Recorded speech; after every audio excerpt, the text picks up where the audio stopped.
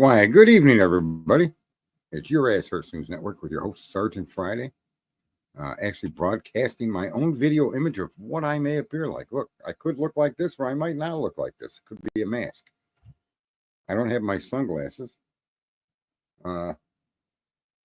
Yes, I am sunglass free. What up, Skylar Banks? I hope everyone's having themselves a very, very, very, very, very good Tuesday, June 24th, 2025. We got some comments. Let me switch over here. Skylar. We also have 45 Square. And let's see what we got over here on the X, the replacement or the new name of Twitter for quite some time, and I'm just starting to get used to it. We do have 4 people on X. Welcome, people on X. Let me just text you here. Look, you can connect to this stream directly and become part of the panel by clicking on the StreamYard link. I want to welcome all of you from X.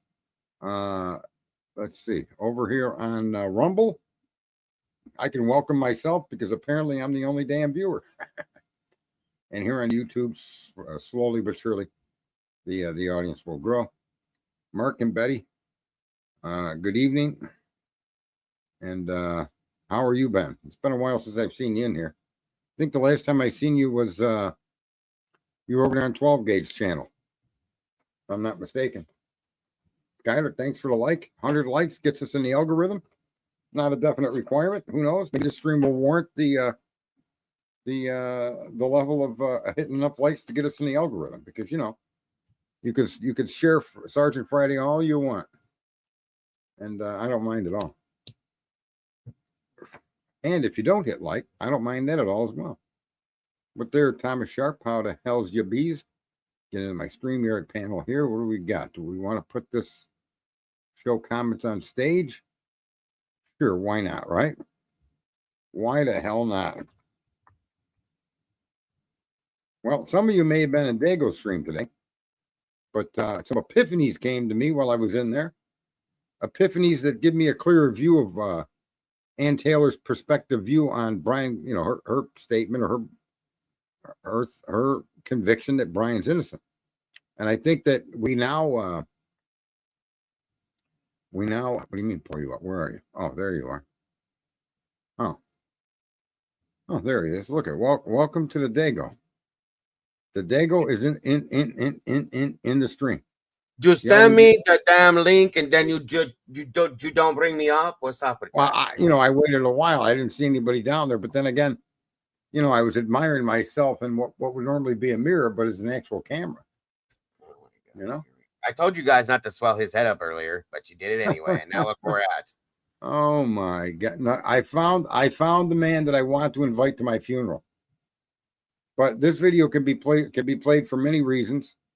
It's being presented as funeral, but I think more importantly to those of the people that I suggest masturbate to their mother's pictures, this may be a rendition of my activity with your mother. Could be.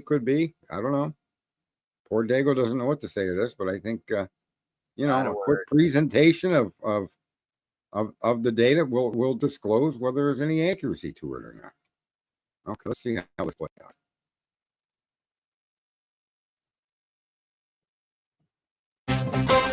Sign me off if you want to. You can sign me from behind. I'll drop down my pants and assume the stance, and then you can blow my mind. Sign me off if you want to. You can fill my breaking hole. You can. Poor Dago ran. He's like, I can't be any part of that crazy shit.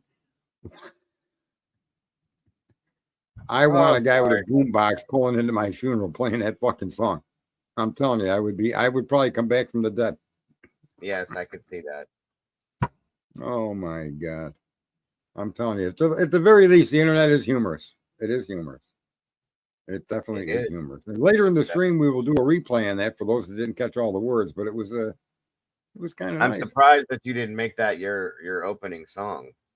I probably should. Actually, I'm going to play that before I boot people and remind them that this song was sung because that was their mother had done for me. Okay. Or their sister, maybe even their brother. I don't know. No, I don't Albeit. think so. Alex is here. Hey, It's Mark like and Steven Seagal. It's not Steven Seagal. I don't know who the guy is, man. But we'll drop that down for now.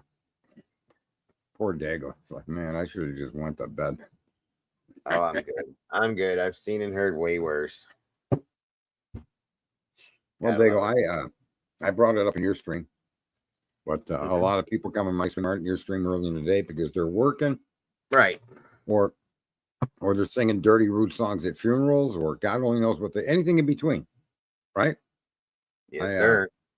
I need a new chair, and I do have a new chair. I I have too. a lot of new things that have never been unboxed that I need to unbox and assemble. One of them being a nice, beautiful leather office chair. I need a new one. This one's done. This one's been done. It's been done for so long. I've been sitting on towels, and there's no posture support. I can't sit back to get posture support because all the foam has been collapsed except for way at the very back. The springs popped up. Yeah, it's a terrible chair. Yeah, mine's done too. It's time for a new one. Well, about time you're on time, I guess. If being on time matters to this particular thing we're doing here, probably doesn't.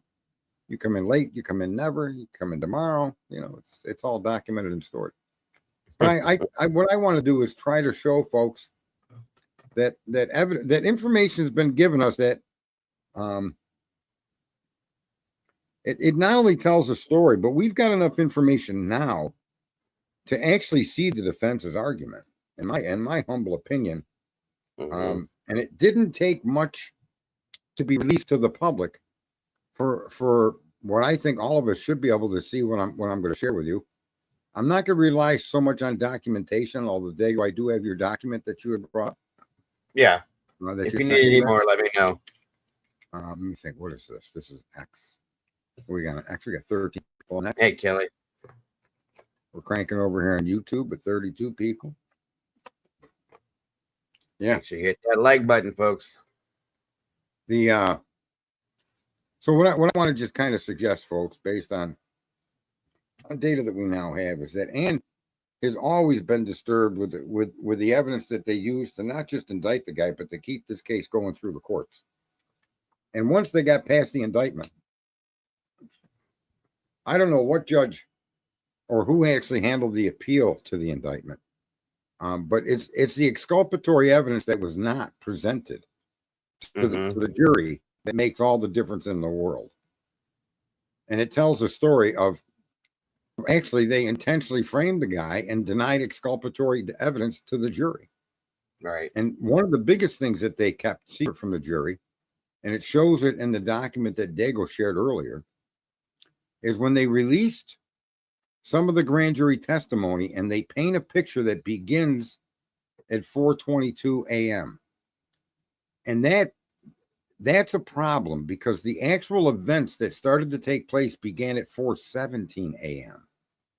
And that's pretty much unequivocally verified by Ann when she told us about the dog. And I'm not going to repeat myself. You guys have heard me say it over and over again. But for those that haven't listened or haven't been in here before, the 4:17 time of the crime beginning is reinforced by Bethany hearing something and then making a connection to Dylan with a text message. Bethany texting Dylan was withheld from the jury, the grand jury.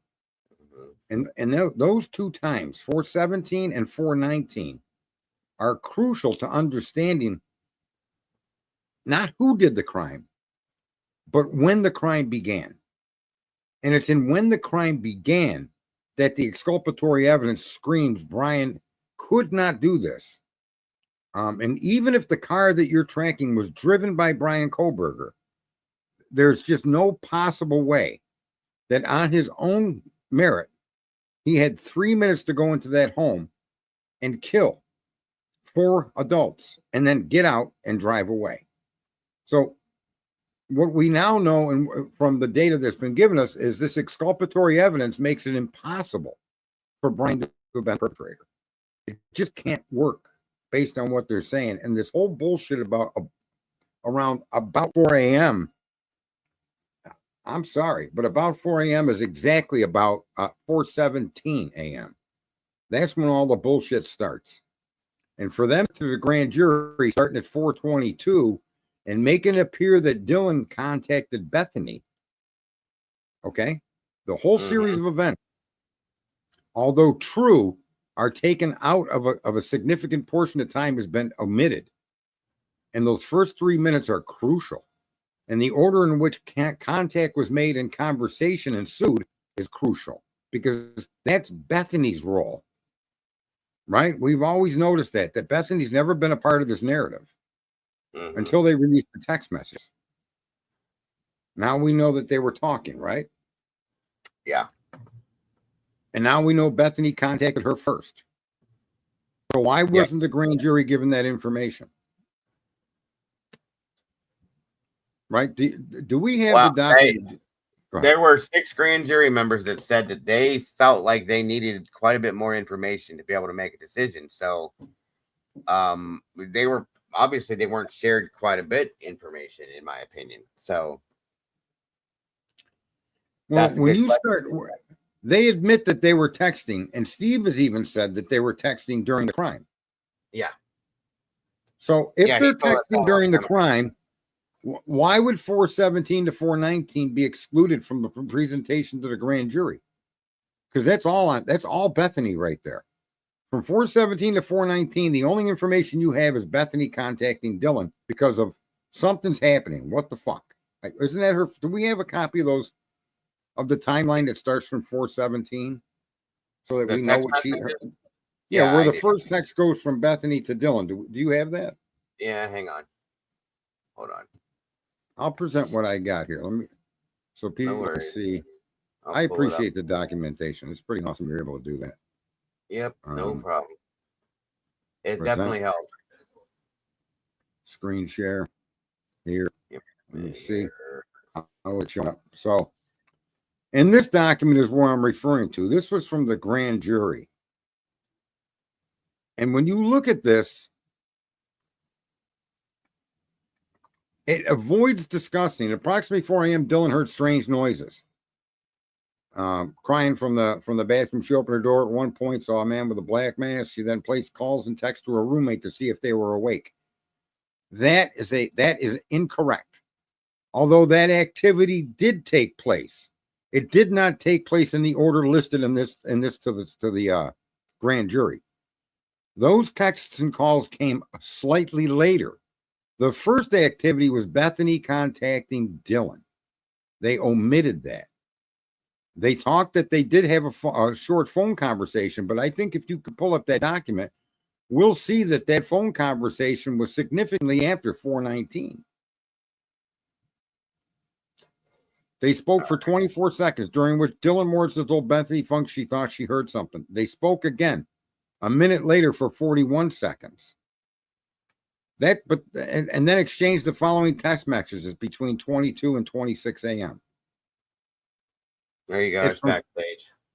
It's what I'm saying is the missing 5 minutes. You got a back page. So let me get in here. How am I going to get this now? I got to go into what? Just pull that one down. Chat? No. You can just pull it. I already have it backstage for you. Just present. All right. So let me just go through this. I just want to show this, folks. Look. Go ahead. I'm gonna step away for a second. Okay, their first statement is at approximately 4 a.m. Okay. Then the next statement where they actually display a time is 4:22 and 4:26 a.m. And they show this activity happening between that period of time. That's what they presented to the grand jury. I'm gonna take this down, remove, and I'm going to put up dates.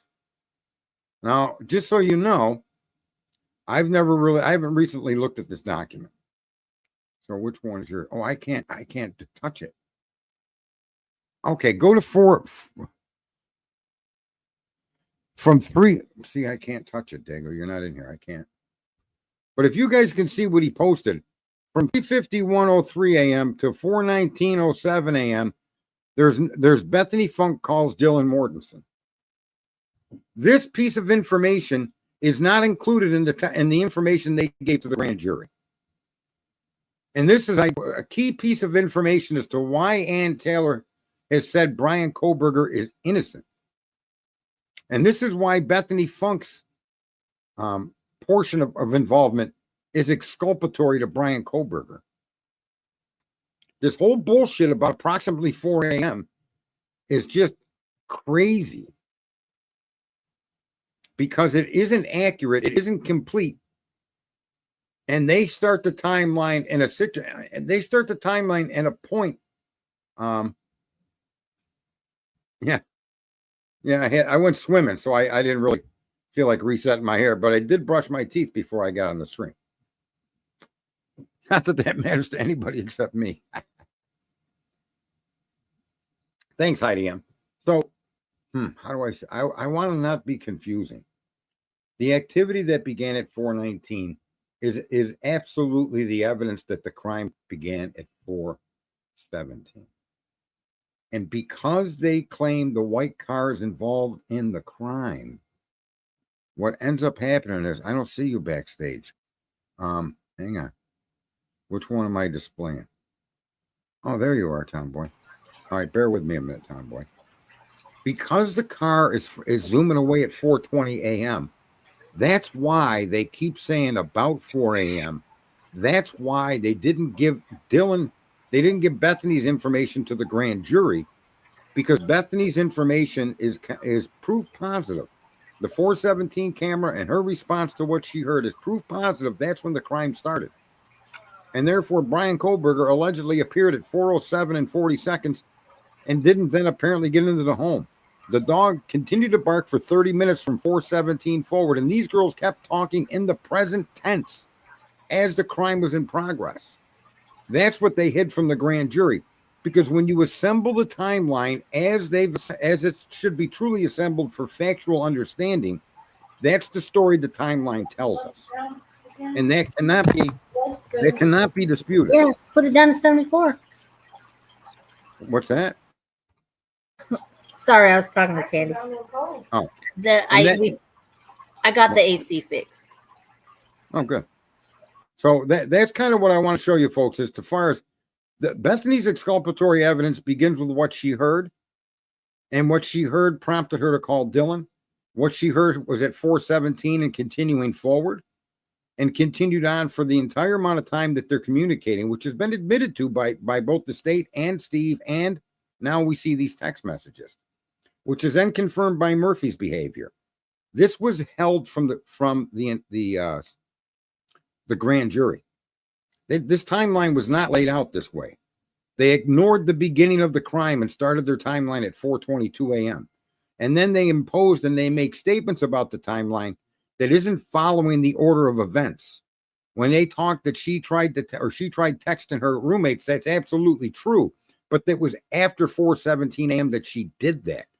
The way they wrote this, it doesn't read that way. It's left with the impression that her communications to Kaylee, to Maddie, to Hunter, or not Hunter, to Ethan, were done earlier than they actually were. And that's the problem with that. And this is one of the main reasons, I swear to you, Ann is standing on a pile of shit that these people handed her, saying this kid's innocent. The events as they're recorded to have happened means that white car can't be part of that crime. Whether my client's driving it or not doesn't have any bearing on what happened inside of that house. Does that make sense, Tomboy and Dago?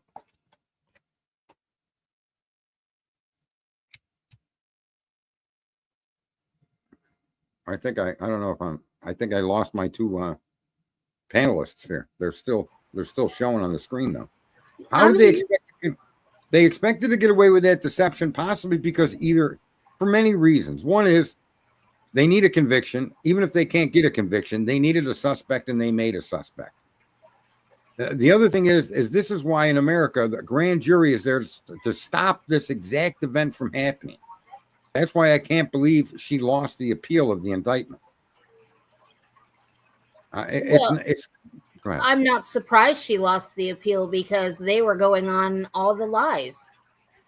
No, but she was able to present what I just shared with this room. She had that information available to her, I suppose. No, this is all part of the grand jury testimony. But she appealed it. But she didn't have, at that time, she did not have the grand jury testimony because they would not give it to her. Okay, that would make sense. But how can you appeal an indictment if you can't see how the indictment was created? I don't know how you do that.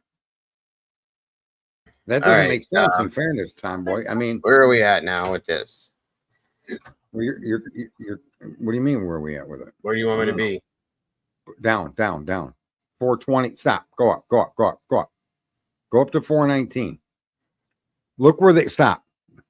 At 422, DM to Bethany Funk. No one is answering. But let me see. What I'm saying is, when you read the document that I had up here, it contradicts this in a way that's pretty fucking unique. They claim that Dylan was trying to contact her roommates, but they don't point out that she didn't begin doing that until 421. Gotcha. They make it look like she was around 4 a.m. is being whitewashed to appear that Dylan was trying to contact these roommates. And by leaving out the initial contact from 419 forward, okay, that's the problem with the way that they presented the information to the grand jury. This particular key time, 417, the video, the dog barking, and the 419 response by Bethany Funk are the two huge exculpatory pieces of evidence the grand jury was not given. And the way it reads, when you read the document that it was released from the grand jury, it sounds like around 4 a.m. she heard something, then she started to try to contact her roommates, and then she started talking to Bethany on the phone, right? The call didn't come to 4:21:50 a.m. And then Bethany calls at 4:22 a.m. So my point is, if we bring the other document back up, you'll see that the way it's listed, it sounds like that sometime around 4 o'clock, she tried contacting her roommates, and that there was a phone call between Dylan and Bethany, and then Bethany and Dylan. But they don't tell you what time those calls are. They just simply state that it happened. Now that you can see what time they happened, it makes the 417 and the 419 behavior completely exculpatory. That's why Ann is fucking furious about him being indicted, and why she's insistent he has to be innocent. Right. Understood. What say you, Tomboy? She's muted. I didn't mute her. She probably did it herself because she wouldn't hear the background noise. So I think this is crucially important because it shows the underhandedness of a prosecutor trying to get an indictment on a suspect. And he left out pieces of information that make it understandable that it was Bethany's actions trying to contact Dylan Mortensen that set this off. And what set Bethany off? These were questions any grand juror would ask. Why did they leave the 317 out? Why did they stop at 351 and act like nothing happened until 419? But they left that away from the jury. That to me is just criminal. That's bullshit for a prosecutor to do that. Those pieces of information, although they may not seem like a big deal to some of the viewers, but they're the pieces of data that shows you Brian Koberger could not be their perpetrator in the timeline that they created. So they're still talking all the way up until what? How long do they talk to? You mean text wise or just in? Yeah. This text wise for. Okay, go back up. 437. Go down. 437. That's when that's their 30 minutes. 417, 427 is 10, 20, 437 is 30 minutes, which Ann Taylor stated was about the amount of time that dog barked. Yeah. And these text messages support that point of view. That supports that argument. The dog started barking at 417. 10 minutes later is 427. Okay, 10 minutes later would be 437. So the dog continued going nuts for 20 minutes minimum. And their text messages, when do their text messages end? 4:30. Their text messages went from 422 to 4. They went from 419. Well, yeah, but they have it listed as the way they wrote it in that one document, 422 to 427. 27 or 37? Go down again. 27. Because All right. then they start. Wow, there was 428, 429, do the 431, 432, 437 a.m. these are all phone calls here, and then that's when they go back to social media, Snapchat, Instagram, stuff like Okay. that. But they were active during the time of the crime. And so what comes after 437? Nothing? Then it goes for here, it goes to 10:23, and that's when Dylan Okay. starts messaging the roommates again. And that's where the guilt is. And everybody were arguing these two girls went to bed. Now we know that that's an absolute lie as well. Yeah. Because there's another document that shows that they were that at least Dylan was active on her phone from 5 to 6:30. And herself states they did not go to bed that night. They were up all night on their phones. Right. And they start messaging the Kaylee and all of them to see if they're awake.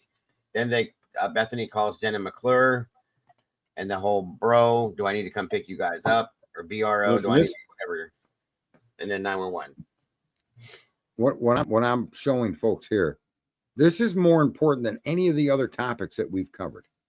I don't care if it's Linda Lane, if it's reading the text messages themselves, but the timeline of the crime from beginning to end is right in front of our nose. 4:17 began and it ended on or about 4:37, which is 20 minutes, which seems like a plausible period of time to commit the crime, especially if we don't know. We'll say if one person did it, but at this point, we can't even argue one person did it because for the crime to start at 4:17, it automatically eliminates Brian Christopher Koberger.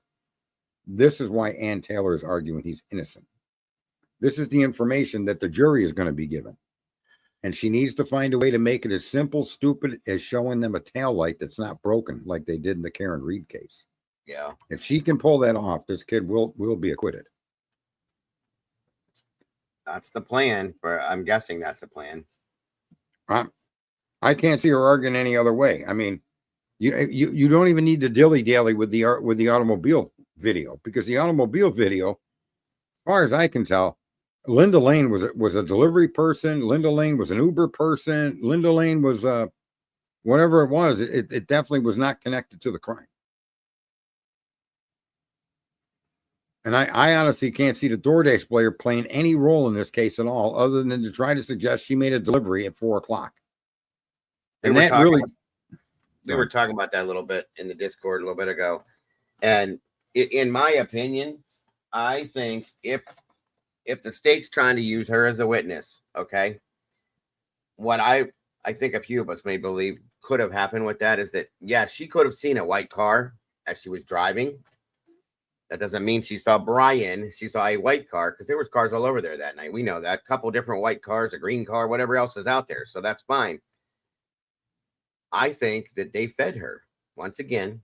Oh, you possibly could have seen him then. You very well could have seen him. Did you see a white car? Oh, well, yeah, I maybe I did. Maybe I don't know.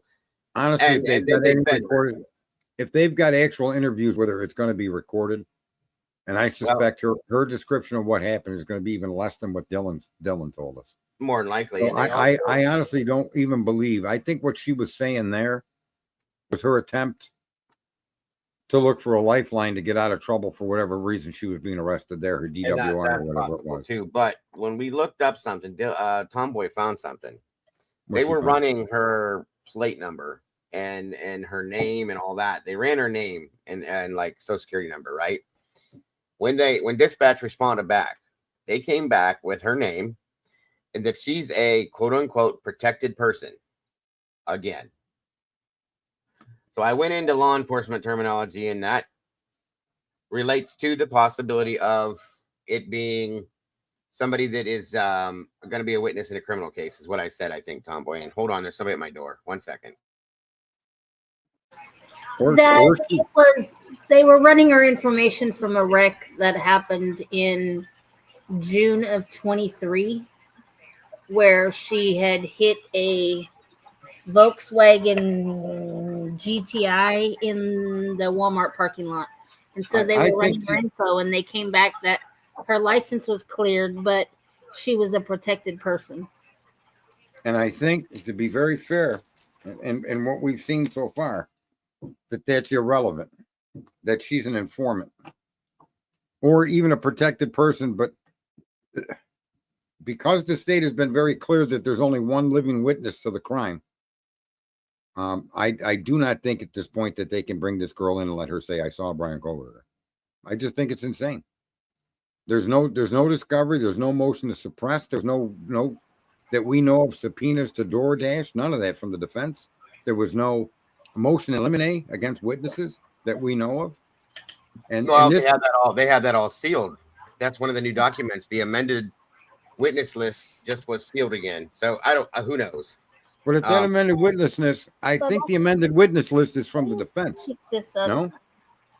I didn't even see. Tomboy, what'd you say? Tomboy. Nothing. I'm on mute. Hold on. You said something before that. That's all. Oh, it was something fell on the way other side. Oh, okay.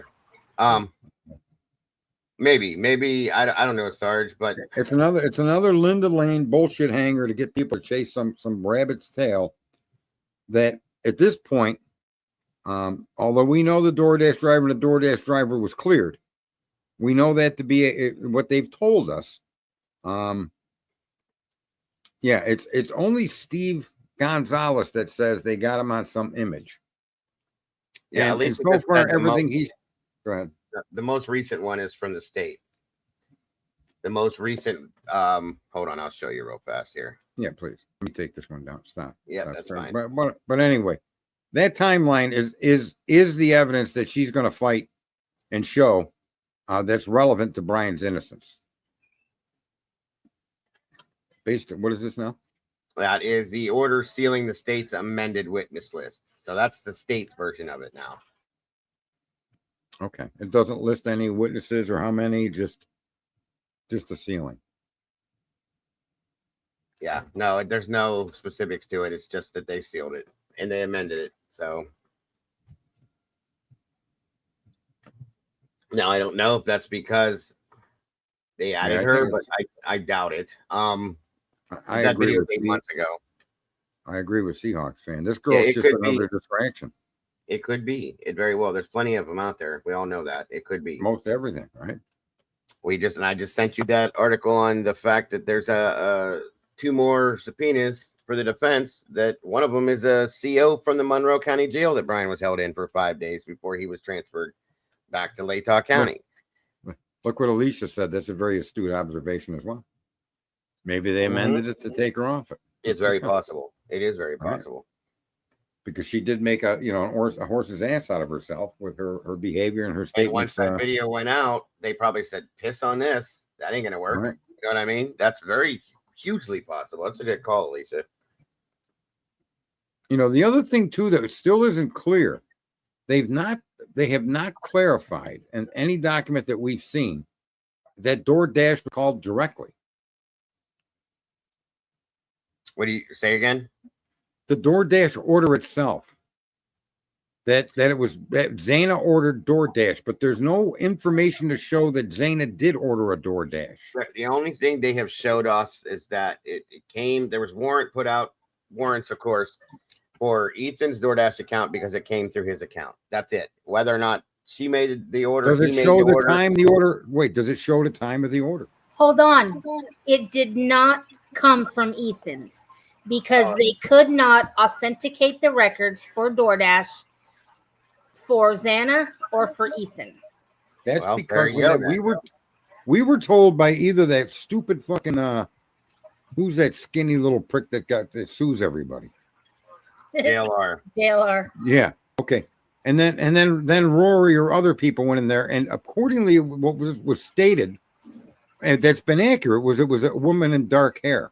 And everybody jumped to that Emma Bailey.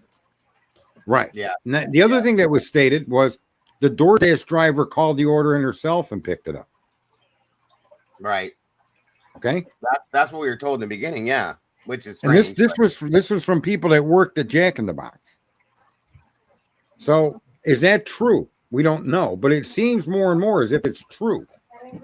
And that there's until it's not true. It's not true at all as far as I know, but there's nothing to contradict that observation. No different than when Kim was saying they were texting early in the morning. Well, that was contradictable. There was no receipt. Now there's a receipt. Right. Will we see?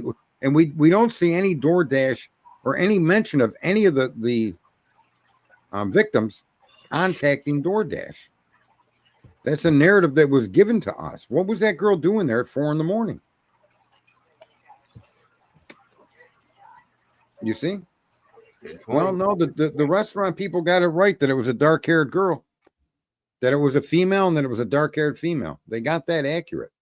In the one side, yeah. No, one side they turned around and said it was a guy that was stealing the food and he got fired. But who's to know what's true or not? That came out later. It was a big fat guy that was eating everybody's orders. Right. Right. It's fucking funny. Right. Well, that's what they told Rory. But then he said that they were lying or something. He went back and they blew him completely off. And that was a whole mess. But still, it's still a mess. The whole thing is a mess. All of that.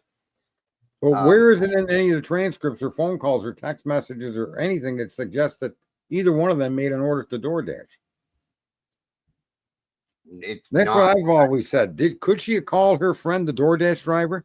Could the DoorDash driver have gone and bought something for herself and then made a delivery to that house? I mean, the DoorDash driver, based on what we're seeing in current day events, is pretty whacked out. Yeah, and you're not typically allowed to order and all that unless, like you just said, doing it for yourself and then taking it to somebody. That's a different story. Basically, so you order food, pick it up, and drop it off to somebody else. You're not DoorDashing it, but yeah. No, but the use of DoorDash may not always be for food delivery. That's what I mean. To make sense, if that's true, to make sense of that. Yes. She picked a DoorDash driver, picked up an ordered it herself, and picked it up. Right. Okay. And that DoorDash driver, being who this Molly girl is, may have done that for her own consumption and had nothing to do with Zana and Ethan or dropping it off. And that's possible. And the fact of the matter is, her presence at that house may have been for a completely different reason that we're not being told. Well, and if you go back to what Dave said in his interview, he was very clearly asked in many different ways, were there ever drugs that were bought from people in that house? And he said very, very much so. And he said, were there ever things like that sold out of that house? And he said, absolutely. So it's very possible, yeah, that they went there to pick something up. So that's a whole other angle, Sarge, that if the DoorDash driver stopped, maybe she was picking something up. And it could have been that. You know what I mean? So that makes some sense. Here's my take on that. Why is Kane B saying he's blocked? You're not blocked, Kane. We can see you. Yeah, how can you post and then say you're blocked? You couldn't type that if you were blocked, bud. Right. Sorry, Tomboy, go ahead. Here's my take on that. In the original text messages, everybody assumed that the 2-something AM text from DM to MM was Maddie Mogan. And it may not be. That's a good observation. It may have been that DoorDash could driver. have been to Molly McMichael.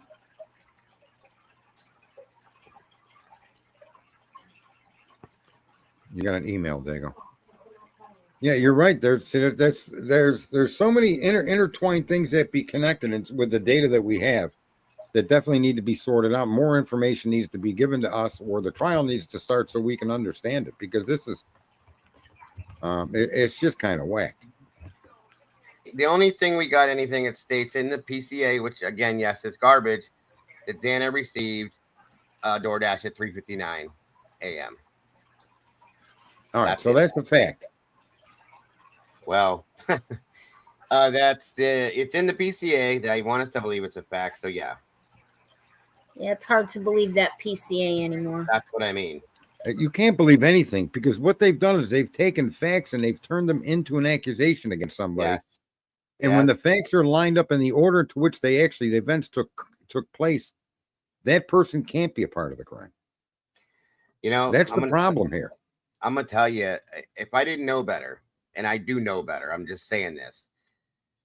The way this has all come down, especially over the past 2.5 years, we go one direction, and all of a sudden, boom, boom, boom, all this shit starts falling out of the sky.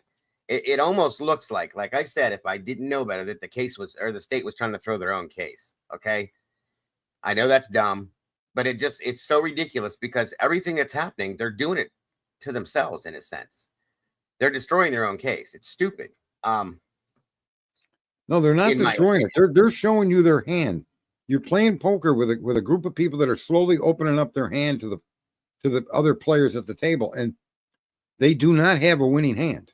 But it's breaking their it's blowing their case. That's what I'm saying. You know, it's I don't know. I don't. It was in the PCA, but yeah, it is bullshit. You're right, Mama D. Oh, sorry, Diane. How long you been sitting back there? I didn't know. I'm a Not long. horrible It's host. okay. I'm one of them hosts with the least instead of the host with the most. I wasn't even like a minute. Okay, I'm sorry. So Welcome, Tom Boy. Dago. Yeah, it is interesting that I'm not. I don't even know the theorizing that I did in the beginning of all of this being exculpatory to Brian. The fact that it is actually unrolling that way isn't a surprise to me, but it's almost kind of like freakish. Mm-hmm. The more and more data you get, the more and more their story falls apart. I honestly think. I'm sorry. Go ahead. No, go ahead. I honestly think if we go back to the very beginning of everything and the information that was coming out in the beginning, I think that's where the truth lies. Honestly, like I said, on December 15th, it was either in Reddit or I forget it, 4chan, that somebody had posted. It was anonymous, but they're mentioning a K-bar. On December 15th? Yeah, December 15th. Well, people involved in law enforcement would be well aware of a K-bar sheet that were in this case, right? Mm-hmm. They should be, yeah. And I told Dago that Jocko 1972 on TikTok, the Jocko guy. He was putting everything out before anything came out by law enforcement or the prosecution. He was creepy about it, but this is live, mean mama. I mean, how do I get that off the screen there, Dave? What do I got? Oh, you want it down? There you go. I got it. There you go. Now you got my mug, Dago's mug, and a couple of avatars. We got the rubber ducky. All right, and I just sent you something that I had already sent that to him before, so oh boy, I just realized what that was. But anyway, it's what is it? You got the document in the back. I do. It's that same thing I sent you earlier. The motions okay. Yeah, no, we're good. And I honestly think, because I mean, let's be serious. Unless they have a video, a photograph of Brian walking in that house and walking out, they have nothing. Zero. You cannot say Dylan's credible. Bethany has exculpatory, whatever, I can't say the word, evidence in favor of Brian. You have blood, and Ann's going to bring up the blood on the sheet, on the handrail, in the glove, and the jurors are going to be going, why didn't anybody test that? Right. I honestly think they're just trying to throw this, is my opinion, because I don't see anybody, unless it's a Delphi thing again, convicting him of anything. I think mean mama wants. I really don't like to even give any mention of scumbags like that woman. And I think her viewership is flopping, and so she's coming out in a desperate attempt to do what she's doing. A lot of these people are going to lose more people than they can imagine taking the line that they've taken, and that's hurting some of these big shows. And I think even Bloom and others are going to find that they may make decent money off this, but nowhere near the success of other things they've done in the past. Because I think that there is, just like you're seeing with Karen Reed, a significant amount of people that the guilt circle has not been closed. They're not siding with guilt. They're siding with the reasonable doubt exists, because these people cannot continue to stick square pegs in round holes. And these people's viewership is going to fall through the floor, and they're going to get more and more outrageous as you're seeing that Nancy. I don't even know. Does she got a husband? Because that guy should be slapped. No, I think she witnessed him be murdered. What's that? I think it was her fiance or her husband. It was either one, but Her she fiance, witnessed I him. believe, yeah. Yeah, she witnessed him being murdered. She made a complete fool out of herself in that last show, and it's just, you're right, it's getting worse and worse and worse. She just and they're all getting to the extreme of this. Brian Kohlberger did it. It's like, okay, yeah, right, okay, yeah.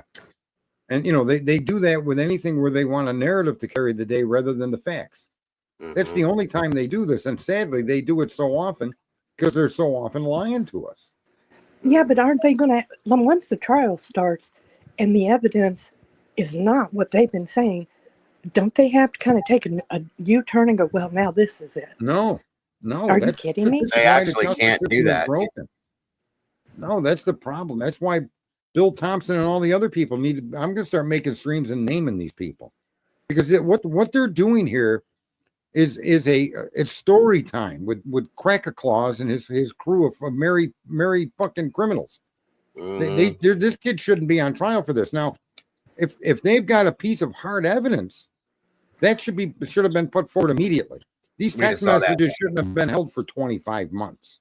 Yeah, we just saw the order of events shouldn't have been hidden from us. And I think if they had any hard evidence, Brian and Ann Taylor would have been trying to get a plea bargain or some type of plea deal. No. Well, yeah. You're right. If they had something, yeah, I agree with you. But that's another thing. They didn't even think that's never even been brought up. So yeah, you're absolutely right on that one, Diane. I agree with you. So I mean, if they had something and it was me, I'd be like, hey, Ann, you need to go talk to Santa Claus and see what we can work out here.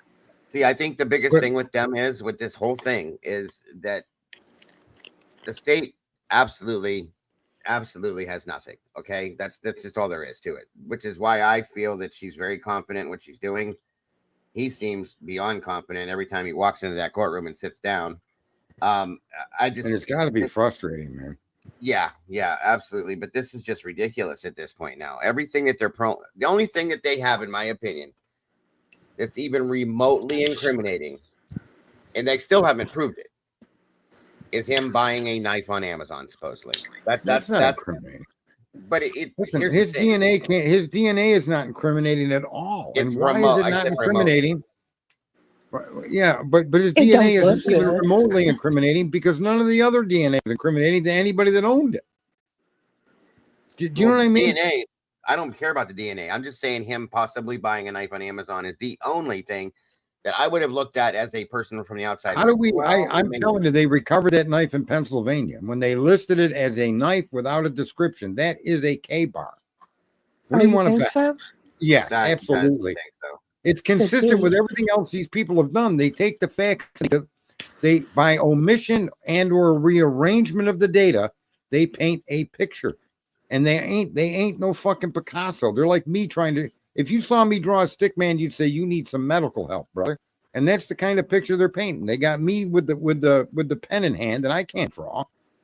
How are they going to spin that then if that K-bar was in Pennsylvania and not in Idaho? Correct, but it was they collected 3 knives and a gun from Brian Kohlberger's home in Pennsylvania. Well, let's be serious. And one of them wasn't. So, and let's be serious. If you're going, if it was me again, and I have not done any of this, I'd take a gun before I would a knife. A knife is personal. It is. What was done to Ethan, personal. I think if they would look into it, they're never going to tell us. They would never tell us that. I think that knife, if he did buy it, was a gift for his father. That was my opinion all along. So, okay, the one that's going to be in a case or display case or whatever, they can't say. And well, I don't know. I don't think Judge Hippler said, "Yeah, we've got the weapon, and it'll be in a case and guarded." But I don't We'd have understand known why, that already, right?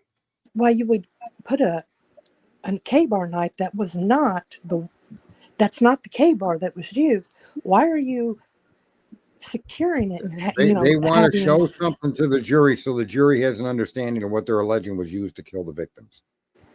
That's my opinion of it. So they're going to bring a K-bar into the courtroom to give a demonstration of the knife they claim committed all 4 murders. I understand that, but I'm asking, why is it in a display case, locked down, and we'll have an officer or somebody guarding? Well, anytime you bring a weapon into any a kind of a courtroom, weapon.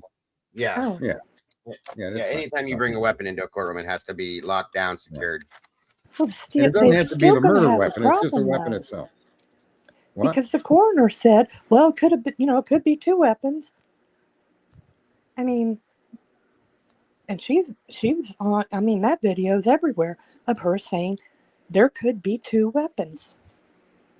It, There that could be was more than used. 2 weapons, right? We don't know because they don't Well, release. Anne said that she got a tip stating that the tip leads to believe there's 2 perpetrators with the possibility of 2 weapons. So I like how she said that when she looked at Bill Thompson. I got a tip. And what was that's her? the what was other her tip? thing. What's that, Sarge? What was her tip?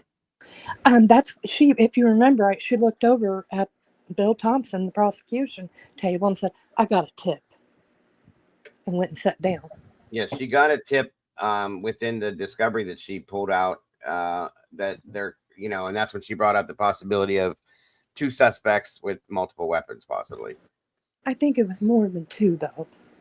I do too. I mean, I think do maybe too. just 2 people did the unalivings, but I think there were This other Q is people saying that were it's standing an around watching. expert's. It's an expert's opinion. Yeah. Well, This case is insane. You don't even need an expert's opinion. I'm telling you, folks, that the timeline destroys the story. The story cannot be true in the order that it's been written, and therefore the car can't be relevant to the crime. And if you take the car away, and the timeline only starts at 417 forward, then the Brian's DNA is not relevant. It's no more relevant than any other DNA you found in that house. And why do you make that conclusion? Because they ignored all the other DNA. Yeah. So to the exclusion of all else, they created a story and painted a picture of events that can't be factualized. And that's going to be the end of the case. I that's why I've been saying for a long time, Dago, I don't see a jury convicting this guy. Right. I don't know. Well, I honestly don't. I can't see how anybody in their right freaking mind would convict him. But I do know a woman on the Delphi case that didn't think he was guilty, but wanted to give the family closure, and he could get an appeal, and he'd, and a new trial, and he'd be done. I'm like, he's still in prison, though. Yeah. Very disgusting, dirty prison. Kane B, you're not shadow banned. Kane B's the purge. Well, you're not banned. Can he borrow Karen's jury? You guys, you and Dago really need to set up like a mock trial. Have 12 people as jurors. Dago can be the judge. You can be Ann Taylor, Sarge. I'll be the defense attorney. I don't need to be Ann. I'm not going to wear a wig. That's why I think when Ann Taylor is Bill Thompson is very adamant. The last couple of times where he's very adamant, saying that Brian Koberger turned off his phone. I think it is because when they did that phone dump, of course he wasn't on there because they can't fathom that he wasn't there. So all they're going to do is say, "Oh, it's because he turned off his phone." Yeah, but they can't prove. See, there's my problem I'm having. Well, Cy Ray can prove he wasn't there. Yeah, I mean, you got Cy Ray, who, my God, any juror's going to sit there and go, this is the first time he's even gone for the defense. A power on and off event would be logged with the phone. There is a way to discover whether the phone was powered on or off. The phones themselves and how they interact with the network. So your phone sits in your car. If you're not using it, according to what Twiz was saying, then there's really no activity on the network with your phone, so it's not going to record that. But there is signals being sent between the tower and your phone so that it knows that if you do use it, what tower it's going to communicate with. So as you travel down a long road, you're going to get handed off from tower to tower to tower. And that's where Ann is pointing out. It's all about where your phone is at, where it's pinging, everything. Even if you shut it off, they can't prove, they have zero evidence that he was in that house. It just, somebody could say, well, he shut his phone off. Okay, that's fine. Prove to me he was in that house. And they can't. Dylan even said, I don't recognize him. You would think it would stand, or what was it? His nose would stand out or something to her. Right. And Dylan can't identify him at all. Dylan is not going to be of any value to pinning Brian Kohlberger. Nobody is. To our knowledge, what Dylan knows is going to be referenced to the timeline. But I think Dylan and Bethany are going to destroy that because the phone ping, the phone communications, and that video recording of the dog going crazy is going to be their doom, because Ann's not going to list time. She's going to say, so you heard what you thought somebody playing with the dog and the dog started barking and you heard, and she's going to lead her down that road. Oh, and she's going to say that was at about 4 a.m., right? She's going to say, yeah. And then Ann's going to pull out the paper and say, was it just prior to Bethany text messaging you? And she can't say no. See, the way you cross-examine these two young women in and of itself should end the case. The jury should be like, wait a minute. This guy left at 4:20 a.m., but the crime started at 4:17. How did he do that? It becomes completely unbelievable because it isn't believable. You could do this crime in 3 minutes. No. That's AR made a video a while back, and he did like a mock stabbing. And he said, if there's two girls in the bed, I'm stabbing one's fighting me. It literally makes no sense. And he did say he was in prison. My uncle served a great deal of time in prison. And he said, and AR said, they have never seen anybody's face beat in so bad that they could not recognize who it was. If that's, we don't know, we won't know that to be factual until we see the documents of the autopsies and the list of what the medical examiner discovered, or whatever you want to call that person. That's going to be a very telling story too, and that's going to make the crime to be committed in such a small window hard to accept.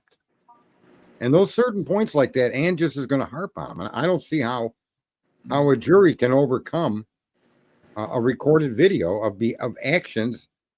And the state's already confessed, so is Steve G, that these girls were communicating during the crime. I remember when I said that in your stream in the beginning, everybody went wild. You don't know that. You can't say that. I was like, well, the timeline's established by downloads from the two individuals. So if they weren't using their phone, how could their phone be relevant to establish a timeline? He also said that I've heard, I don't know, I think it was Dylan texted Bethany saying, I think that they killed him. And that's supposedly from the grand jury. Say that again? On those text messages, Dago knows who they went to, but it says, this is Steve G is saying they were texting during the crime, and Dylan texted Bethany, I think they killed him. Now, that's even, see if that's in there during the time period that we're discussing, 4:17 forward, that's it. That's it. And if Murphy kept barking for up to a half hour after that 4:17 mark, then and Taylor's argument that Brian is not the killer is written in stone. She literally can poke holes, not holes. She can put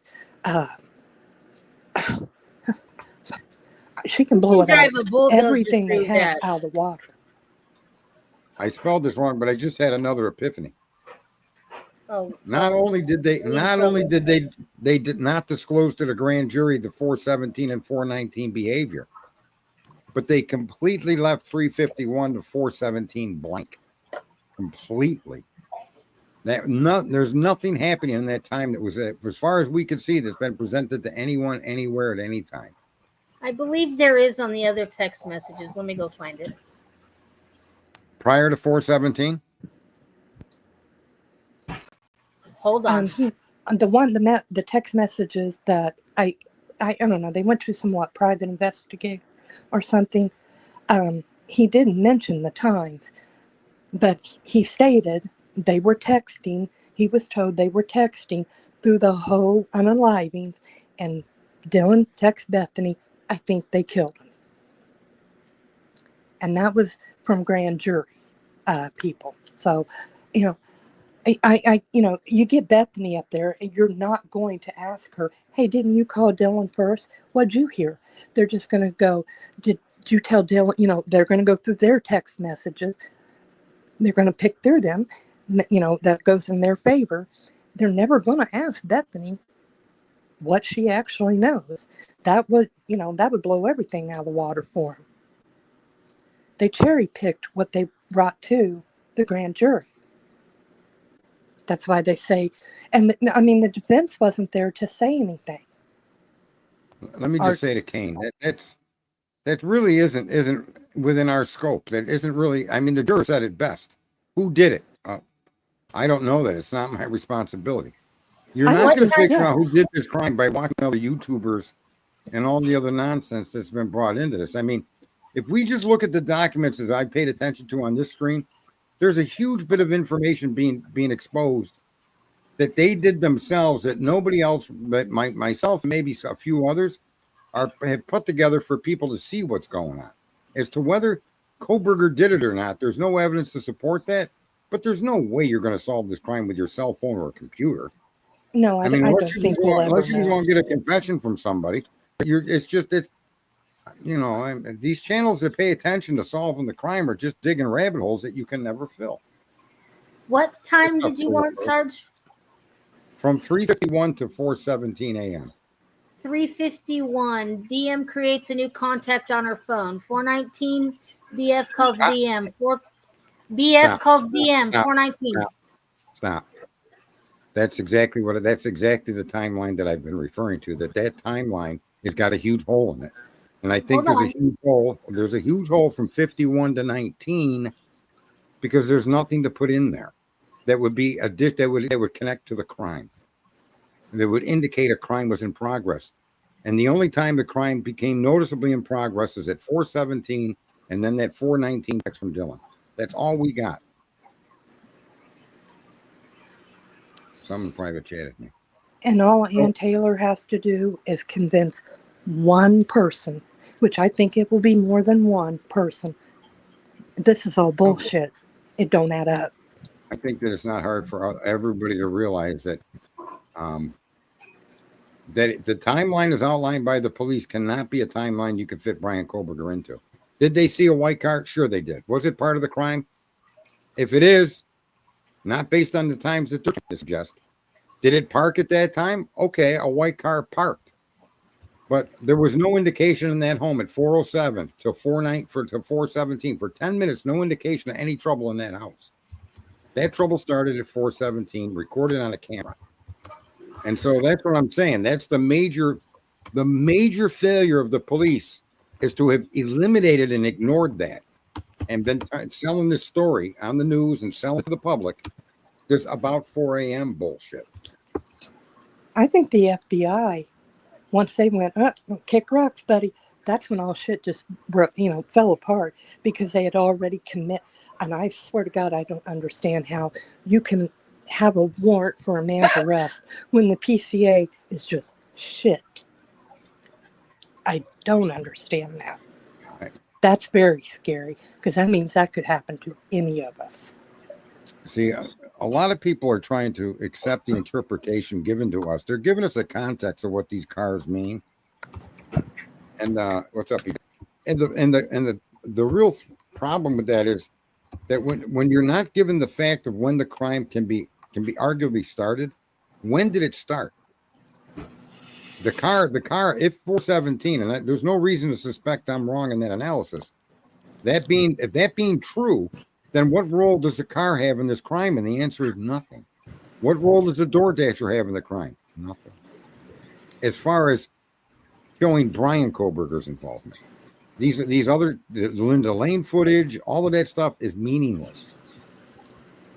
And that's what they've been selling. That's what all the guilters have been grabbing a hold of and running around and waving it around, jumping up and down. And they went to sleep for 8 hours. That's not what happened.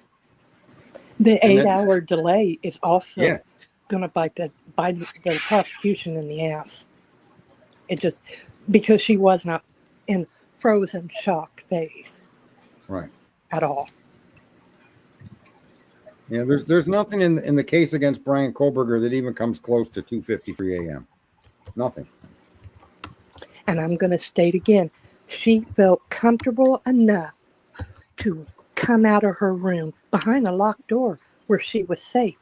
She didn't know if somebody was still in the house or not, but she felt comfortable enough to come out, run past Xana's room, see her on the floor, head towards the wall, feet towards the door, and go down to Bethany's room, and play on her phone for 8 hours. See, I'm not sure that they have what has to happen here, folks, is they have to prosecute and convince the jury that their timeline, as written, is what happened. And when you add in the other piece of fact that they cannot run from, it destroys their timeline. And that's really all Ann is really going to focus on. I don't think Ann really needs to even have Cyree say his car. If he can with reasonable certainty, that's fine. But I don't think that's where the fight gets won. The fight gets won when the timeline collapses as a result of what you can prove is a crime in progress at 417. It just eliminates any vehicle completely.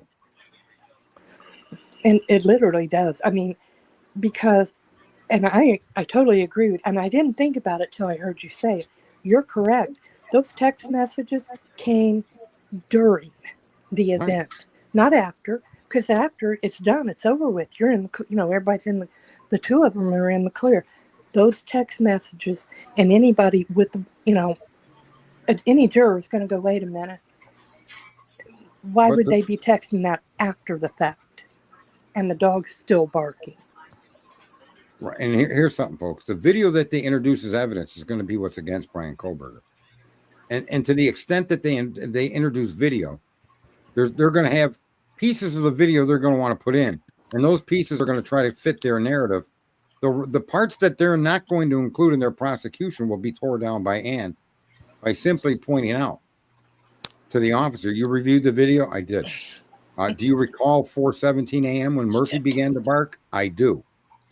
And do you know what the next most immediate event that happened once the dog started barking and the events on the camera? He'll look stupid. She'll go, didn't Bethany Funk at that time connect or contact Dylan Mortensen? And that's the end of I'm telling you, that's like the taillight in the Karen Reed case. The timeline is the taillight.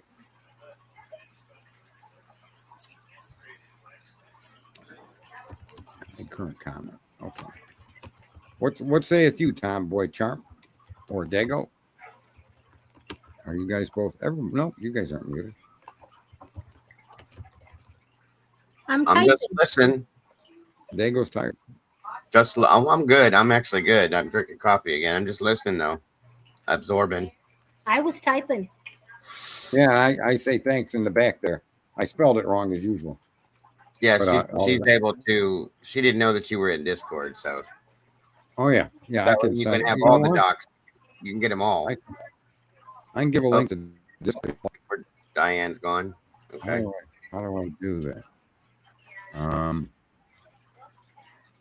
Oh, there it is. All right. So, let me see. General invite. I'll show you, sir. See this little thing right here? Yeah, what's that? It's my thumb drive. It's got all my Koberger docs on it. Oh, okay.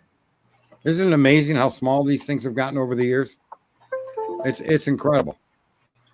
So remember what floppy disks used to be? Them big square plastic things. Yeah.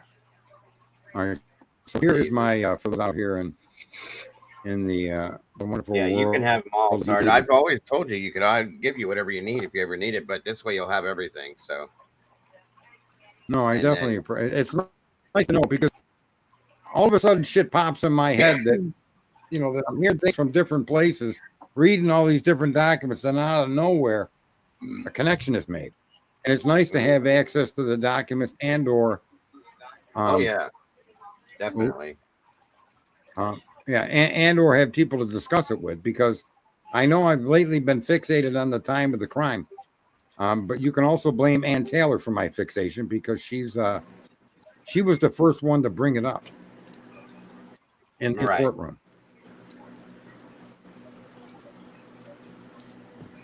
Yeah, so I don't know who Tony I'm is. sorry, I kicked myself off. Fell out the window. Yeah, they are going to try to switch over that, but we're on a slippery slope if you're going to trust transfer DNA. And in the Anybody transfer else? DNA, well, what? I saw something somebody sent to me, and I didn't really go too much into it, but it has something to do with a text message or some kind of a social something that Kaylee posted that didn't post until 4:57 a.m. Oh yeah, And I was like, what in the hell? What? It was Yeah. the picture of all of them together. Yeah, it posted at 4:57 a.m. that morning. Yeah. And I've never seen it something delay posting on social media that long. So Unless the phone was turned off. well, remember they said that on. at some point. Yeah, remember they said at some point her phone went off after what time was that, Tomboy? 2:57 or something like that. Yeah. And it never came back on. But then that photograph posted at 4:57 supposedly. So Where's that? Is it documented that this happened? It's in it. I can't remember where the hell I saw it at. It was sent to me. But I can't. I went Wasn't and looked at it. Huda? I can't remember what it is. It was just it was a clip of that statement. Wasn't that Huda? What's her last name? Yeah, it might have been good old Huda. You remember Huda, Sarge? Yeah, I think it was. I think you're right, Diane. Anyway, and I was like, well, what? Wait a minute. Yeah, even I if don't the trust phone that. worked, who would turn her phone back on? Look, I don't want to say anything negative about Huda, but I don't trust her analysis at all. I know. I mean, it was Diane that made the point earlier about Dylan deleting pictures. Did she take pictures of these deceased girls? She could have. Did she very send them well to could have. somebody?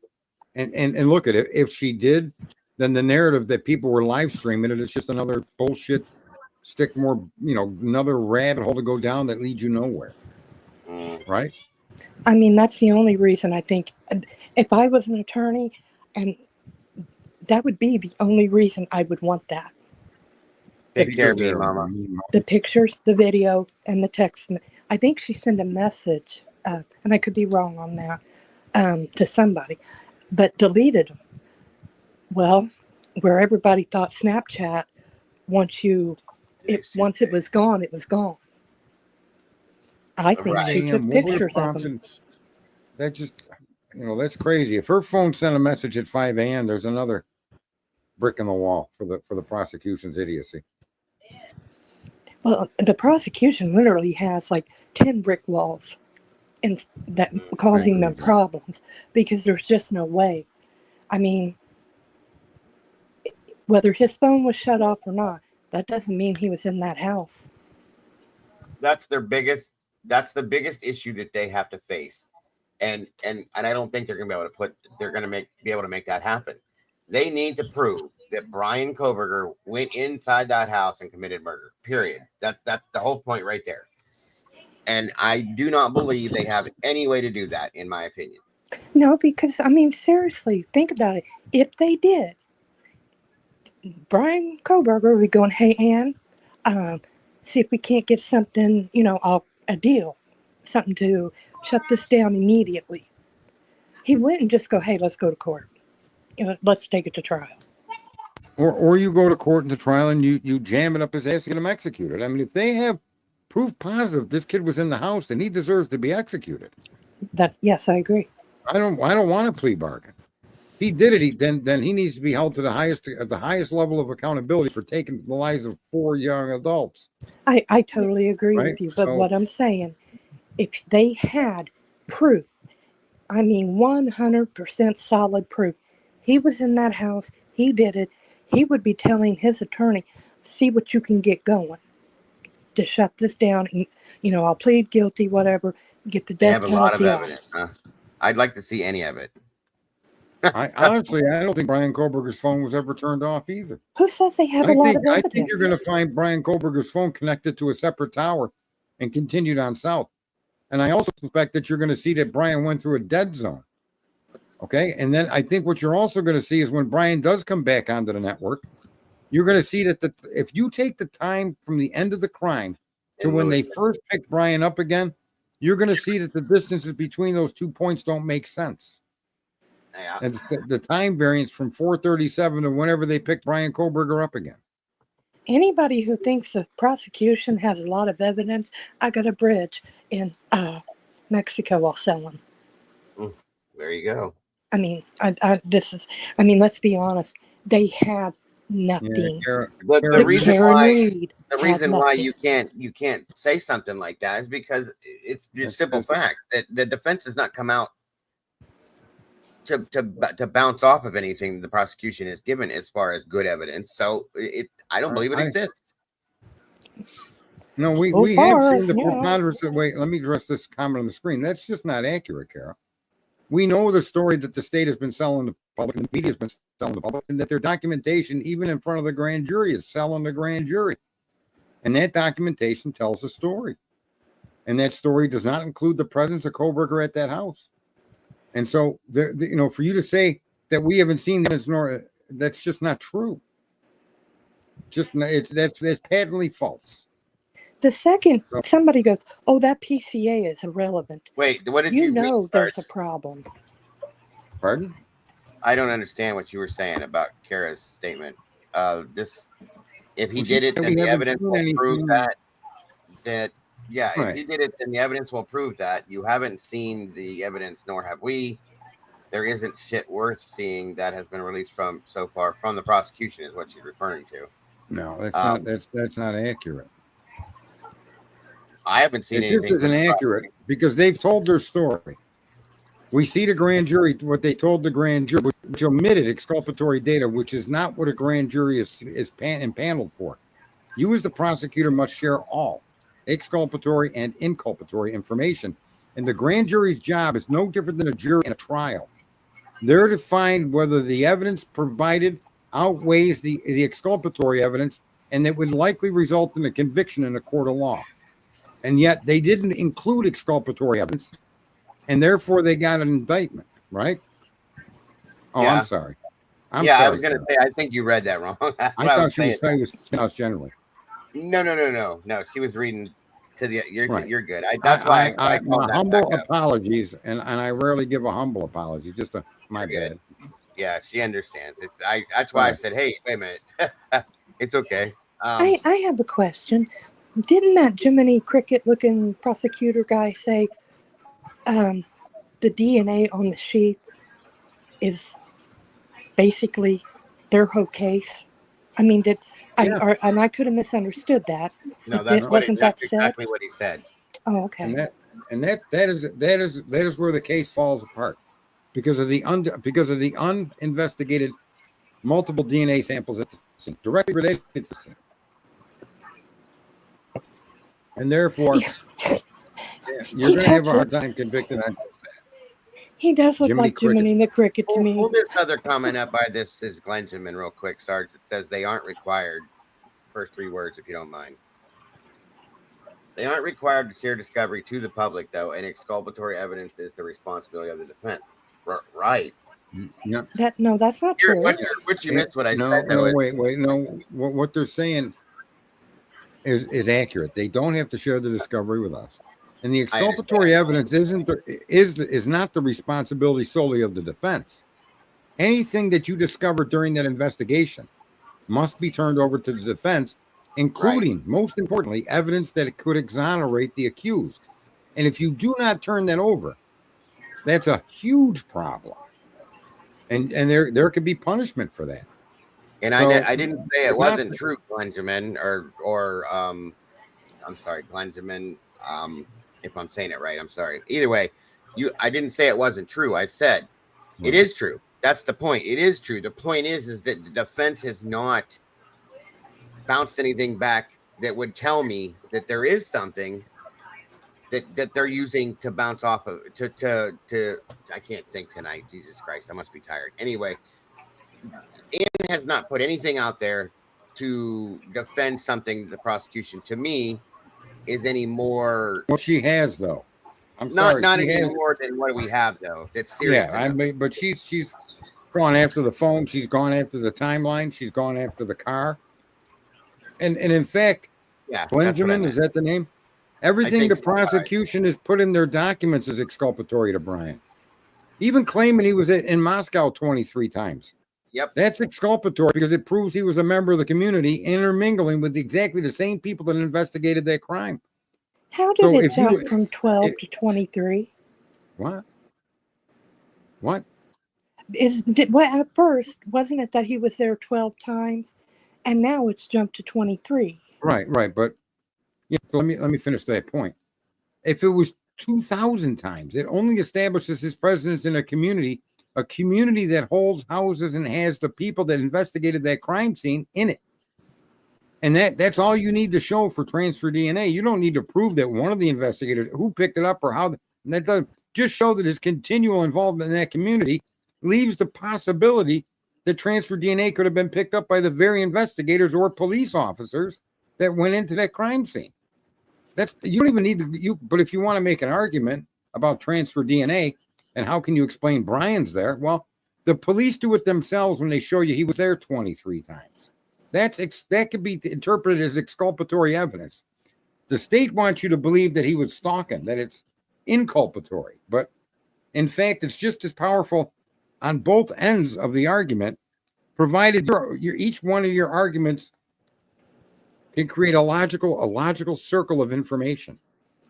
If everybody remembers from the very beginning, that crime scene was contaminated from the very second whoever Hunter or whoever was in that house down to the law enforcement.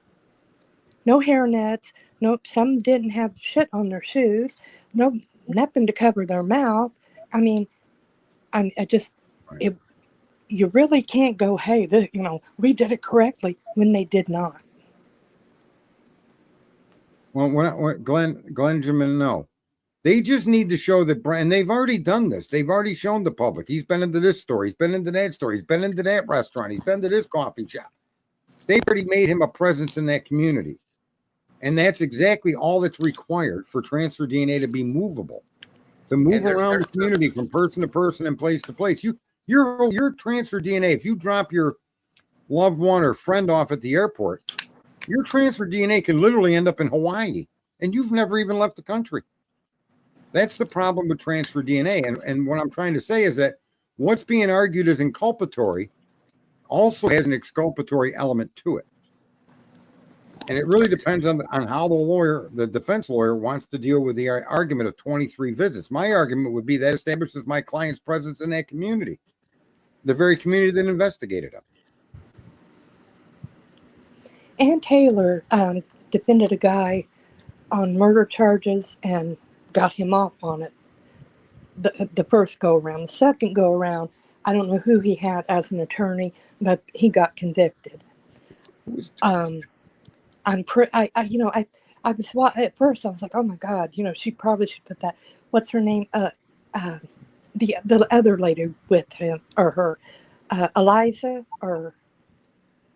Yeah, Eliza Massive. Yeah, she's a little firecracker. I love her, and I'm thinking she should have been up there. But I think Ann Taylor has, from day one, hit every point she needed to win him, because you don't want somebody to go, oh, well, we're dropping the charges, because his life is already ruined.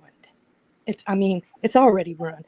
You want to go to trial and get that not guilty verdict. either way, he's still screwed. But I'd sue everybody. I mean, everybody. And I I'm would curious rename Moscow. I'm curious what's being mentioned in the chat room about Jules. There's some people talking back and forth, and Jules has been mentioned at least twice. So I'm not so sure what is your topic concerning? She did a video, didn't she? I didn't see it, but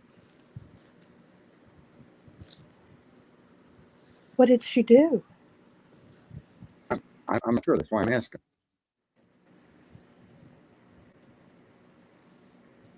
Regardless, no one else has said a word on Brian's behalf. I honestly think when people say there isn't enough evidence for us, when people have said that there isn't enough information or evidence to draw conclusions, I completely disagree with that. And as evidence is released, more and more of the pictures being painted. And the idea that there's hidden secret evidence can't be real, because that's not allowed in an American court system. And the fact that maybe we don't know this hidden secret evidence is kind of funny, because where is it? Where was it when they accused the guy? If they had a witness to him committing this crime, or a witness watching him, or a witness that could unquestionably identify his presence, the fact that you wouldn't hide that witness's name but make that statement when you're going to arrest a guy for 4 murders is just mind-boggling to me. You can't make that make sense. And instead you're going to talk about shadow movements of some white vehicle. And you don't even bring the DNA to the court for your warrant. It's, to me, I'm just saying, and I've been arrested a number of times, and I've never ever been indicted and what I did not be a part, or what key piece of information they're using to tell the people that I did it wasn't part of their documents. I just have never experienced it. Apparently there are individuals who are going to testify in his behalf from Pennsylvania and Washington. I mean, we kind of know some of their names. I don't know what they're going to say. I mean, but apparently, the defense is bringing them up and has, subpoenaed them. So apparently he does have people who's going to come up and defend him. Or maybe that's just, There's two new subpoenas out of Pennsylvania. One of them is a CO from Monroe County Jail now, where he stayed for 5 days before he came to Latah. And there's a couple handfuls more, and I feel like they're going to be adding more and more and more. So, and I also think it's going to establish a bit more information about his disability. I think, like the guy from the gym, the boxing gym, they'll see he's a fighter. I honestly can't imagine that he went there to be a prize fighter, but more so went there for the hand-eye coordination of what boxing gives you. Oh, I forgot about that. You're correct. And so this is what I mean. All of these things that they turn into incriminating information as an exculpatory explanation that makes sense. The guy is known for dyspraxia. Is that the right name? Yep. He's diagnosed with that. So why would he go to a gym that boxes? Well, there's a massive amount of hand-eye coordination in boxing. That's the whole sport. It isn't because you got a bigger muscle than me. If I can hit you on the tip of the chin, you're down. It's over. And how do you do that? Hand-eye coordination. Yeah, well, he's going to say he sucked at the sport, but I think he's going to support the idea that Brian's real reason for being there was more therapeutic than. Didn't Massoff have to help him? But she told him to button up his shirt or something, and she had to help him. See, I honestly, I don't think, and I must say this, I don't think we'll ever know who actually did it. Ever. I don't think so either. They've got away with murder. Now somewhere, I don't know, maybe down the line somebody gets drunk and goes, hey, you know what I did? Because that's what I was saying in the beginning. Because everybody kept going, well, he did it. Do you think Brian Kohberger went to get some coffee and said, hey, you want to sit down and talk? I murdered 4 people. No. How many people have Bertie and Pav impugned and called guilty and part of the crime that there's no evidence to support that this defense argument Brian did it. That's the funny thing about streamers like that. The real problem in this case isn't who did it as much as how much of a bunch of idiots these law enforcement people are, and how they're never going to be held to account getting it wrong. Never. And they'll do whatever it takes to put this kid in front of a firing squad, not because it's the right thing to do, but that's just because that's how they roll. To them, it's not an issue. They won't even have a conscience about doing it. And even if they lose this case, they're going to come forward just like they did in the Karen Reed case and act like, how could nobody else see what we see? Because what you're selling, pal, we're not buying. We're Eskimos surrounded by snow. Take your ice and stick it up your ass. We don't need any more of it, right? I have a question. If, and by some chance, and God, if that's the case, we all need to worry if he is convicted. He gets an appeal within 30 days, right? I think I got that correct. I might be wrong. Well, you get to appeal a death penalty case. I don't know what the timeline is, but of course, if he's convicted. So the appeal goes to another court, or yes, it goes. Okay. Yeah, the appellate division. Yeah, it goes to an appellate. Yes. There's no way they're going to hold up that conviction. Because the Supreme Court, if it goes that way, the Supreme Court is going to shut it down immediately. I think there's already a Supreme Court argument in here where the FBI is being considered a tip, and all their work with the genealogy is not being presented to the court. That's my other question. That automatically, there's going to be some fight of that down the line, and I think that fight should occur even if he wins to ensure it doesn't happen to others. Is what the FBI did with the IGG coming in, or is that just gone now? I mean, that's not going to be part of the case. It's gone. Okay, so they're going to try and convict a man on, and I was told the snap was brass, which creates a whole nother issue. I just don't see how this is going to work out. You're not bringing in the IGG going, hey, look, this is how we traced his DNA and we got him. I mean, how shit. If I, the thing with that, the most powerful part about that, why I think she should have pushed and kept until that was fought out somehow, is that when the jurors understand the level of effort put into a microscopic piece of data and not blood is really going to make the jury say, what the fuck is going on? Yeah, that's what I'm saying. Because if you're not bringing in the IgG, how the hell do you know that's his DNA? I mean, couldn't it be just like the blood on the sheep? You just don't know. It was a male. It's a male, unknown male DNA. I mean, how are they going to go? Well, we have his DNA there. Well, it's worse than that. The DNA that's unknown, they claim Kohlberger couldn't be excluded from. He had to go pay for his own DNA testing to firmly exclude him from it. Yeah, that's the other way. When you know these people are fucking around, they play mental gymnastics with you. Other DNA samples were tested, and we couldn't exclude Brian Kohlberger from the results. Can't the defense have those DNA tested, like on the sheep, on the glove, on the handrail? Can't they have that, tested and figure out? Yeah, you would think. But I need to. She's really going to need that. Hang on a second, Diane. For those of you in the chat room that I don't give a fuck if you like Pav or Birdie or any of these other fucking whatever the fuck theories they come up with. They're accusing frats. They're accusing this. They're accusing this. They're accusing that. They're this. They're. It's got nothing to do with the charges laid at our feet against Brian Christopher Kohlberger. It's not part of the criminal proceeding, and we don't. That's why I don't go down them rabbit holes, because they're unfucking solvable. Any of you that think those guys are providing more than a community service to their own pocket are fucking empty-headed. If you find this case entertaining, then go into Pav's stream and fucking Tommy Jude and Bubbly fucking go into those streams and stay out of mine. I don't really give a fuck who you think committed this crime. That's not what we're trying to find out here. It's that we can't find out here. We accept that. Therefore, we're not going to run down the rabbit hole and accuse every fucking guy with an eyebrow that doesn't look fucking normal. Every kid walking at night, everybody buying a fucking macaroni and cheese sandwich at the grub truck. We ain't going down that fucking hole. It leads nowhere. It impugns people that may or may not have anything to do with this case. And you're never going to solve the case. And the fact of the matter is, you could put a billboard up with a picture of the person you think killed him. And you may have evidence that guy did it. And that fucking Bill Thompson and all those other jerk offs that run the law enforcement agency in Idaho aren't going to do anything with your information. So in other words, it's resultless. And what is it? How could you be entertained? You got a man facing death. You already have 4 known dead people. So I don't understand this desire to solve the crime.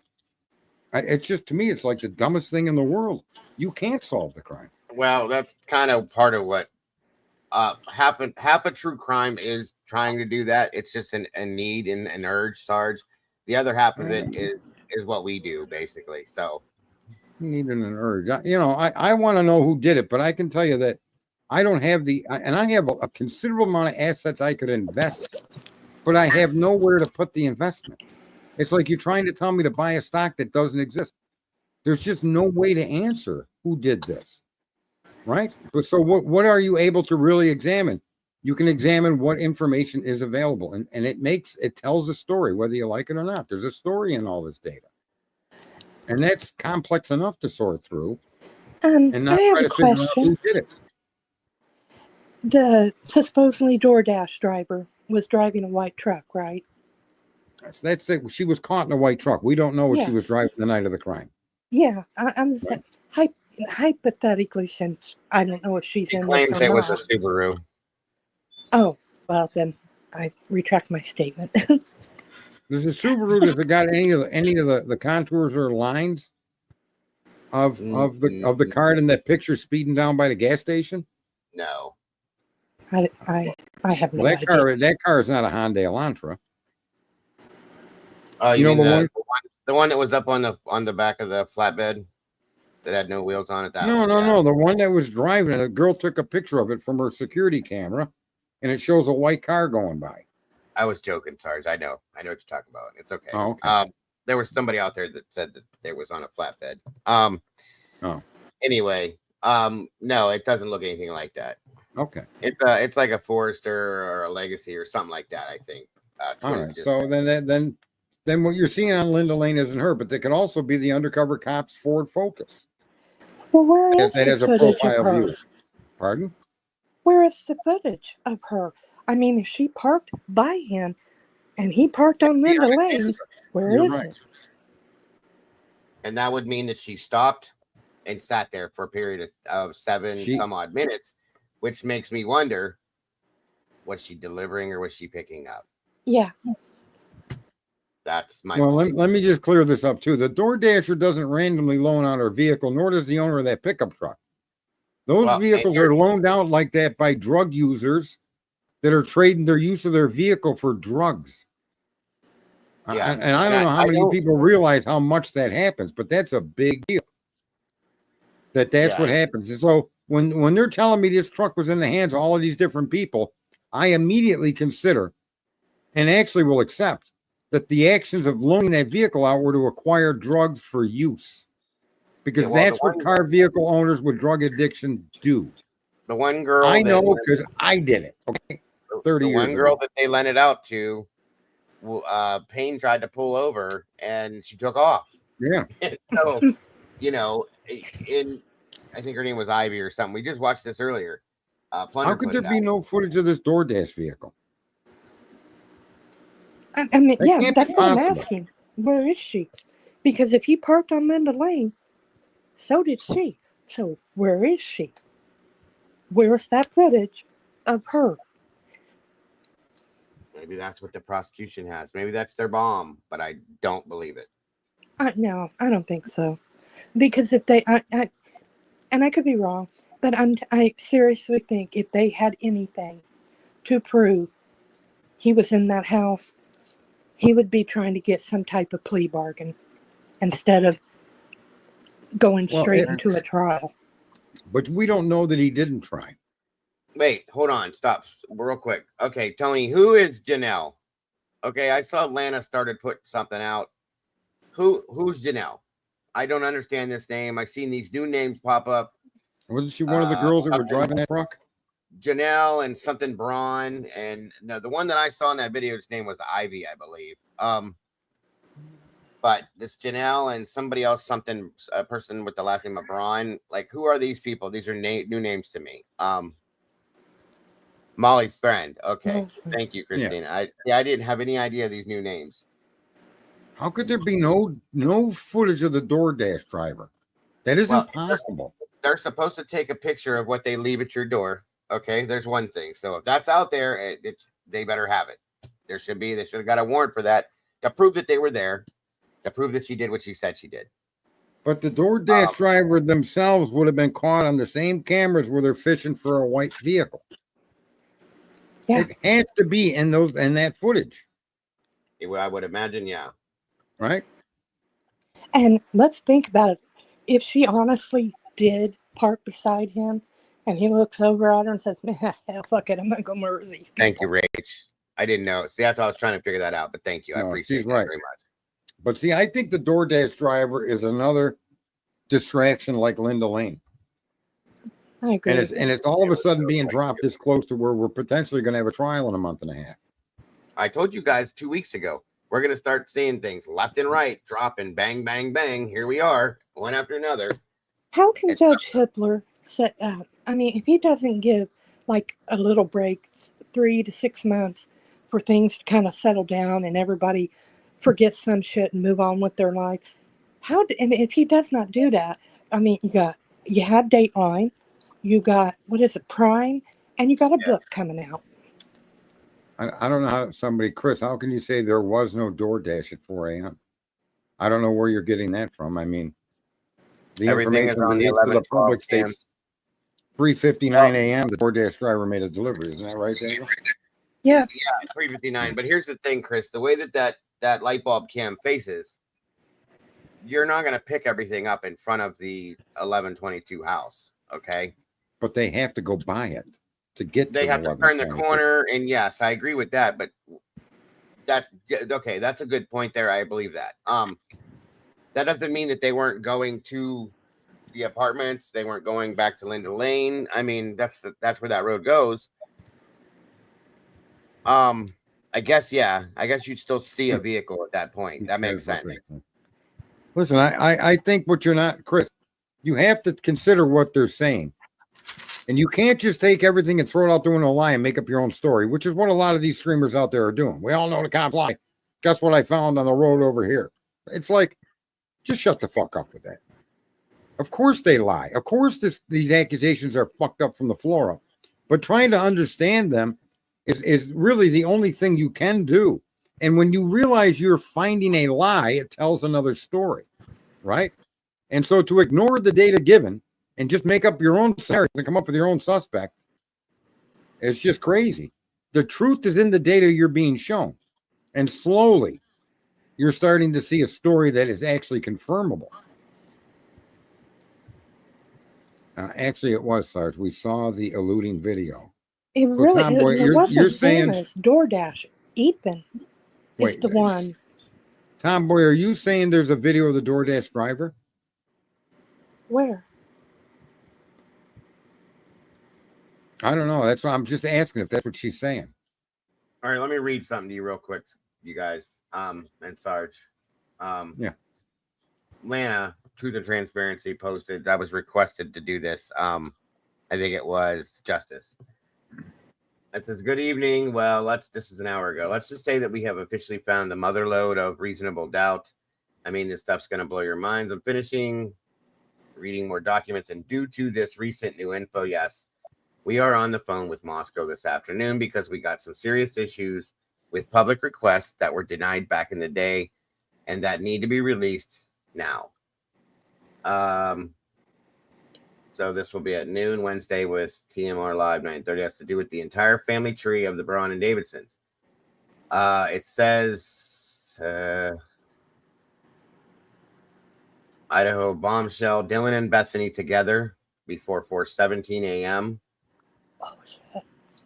Meaning like they weren't in separate rooms before that. And where's it saying this?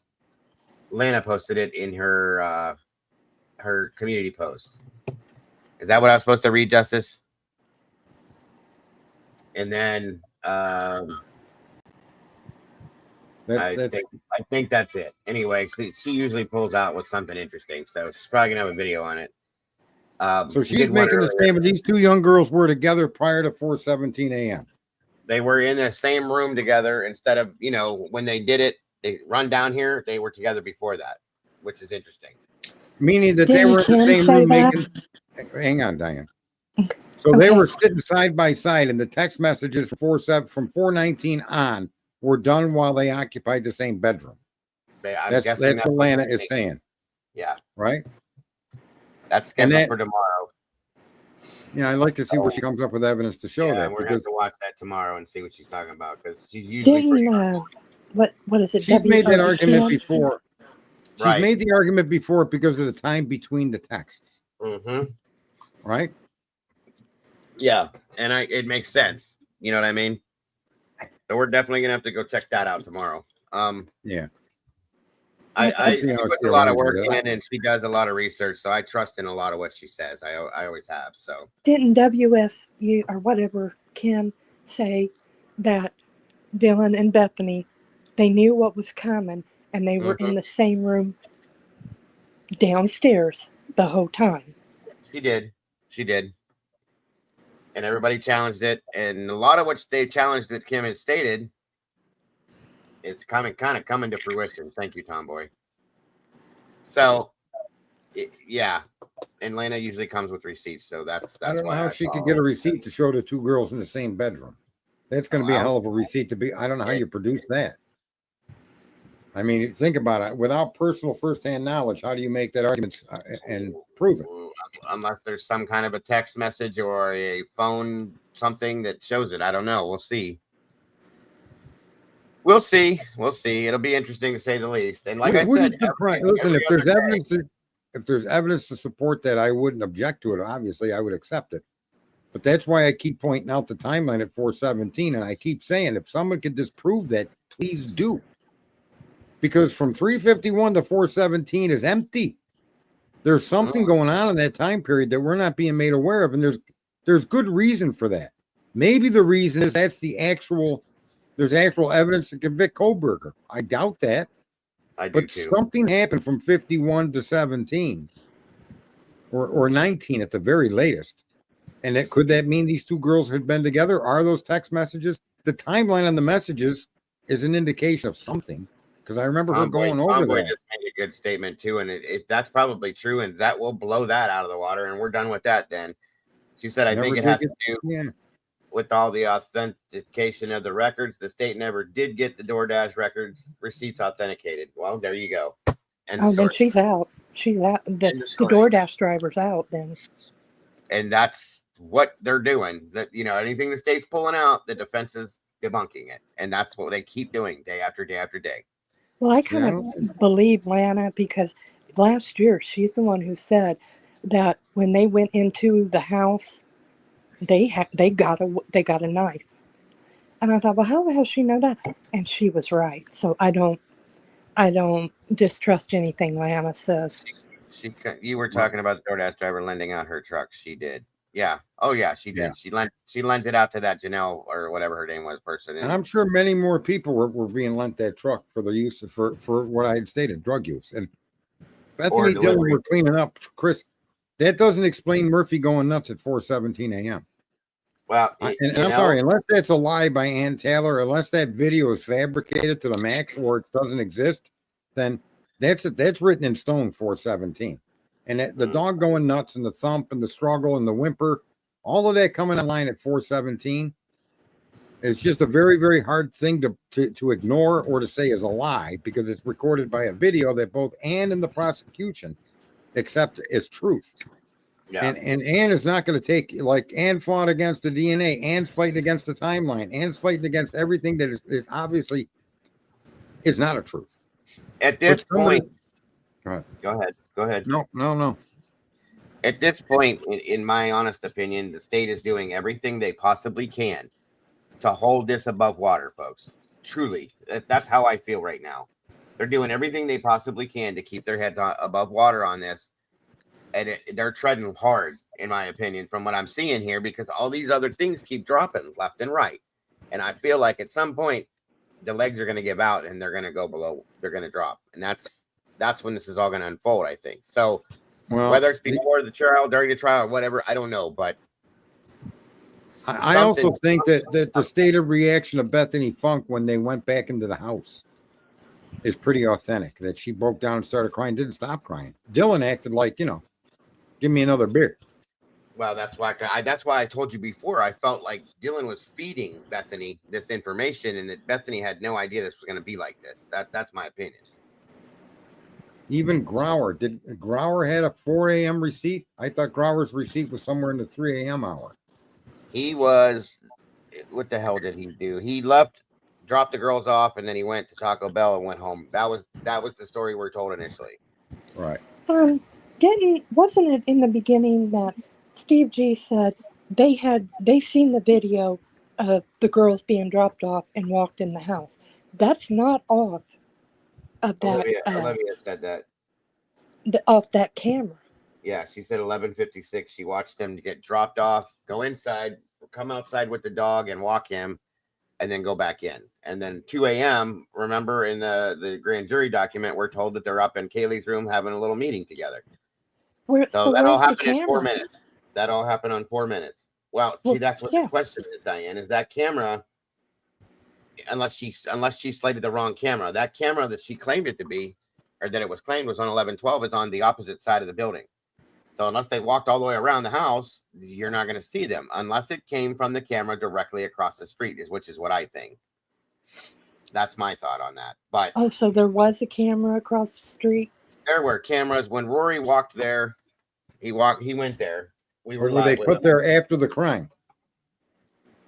I don't know. That's a thing, Sarge. He went there and walked, and we were looking for cameras all over the place. He found 2 or maybe 3 2 directly across from the house itself. One here and one over here. There was one way down in the corner, the light bulb on 1112, and there was another one that looked like whether it was working or not on the backside of 1122.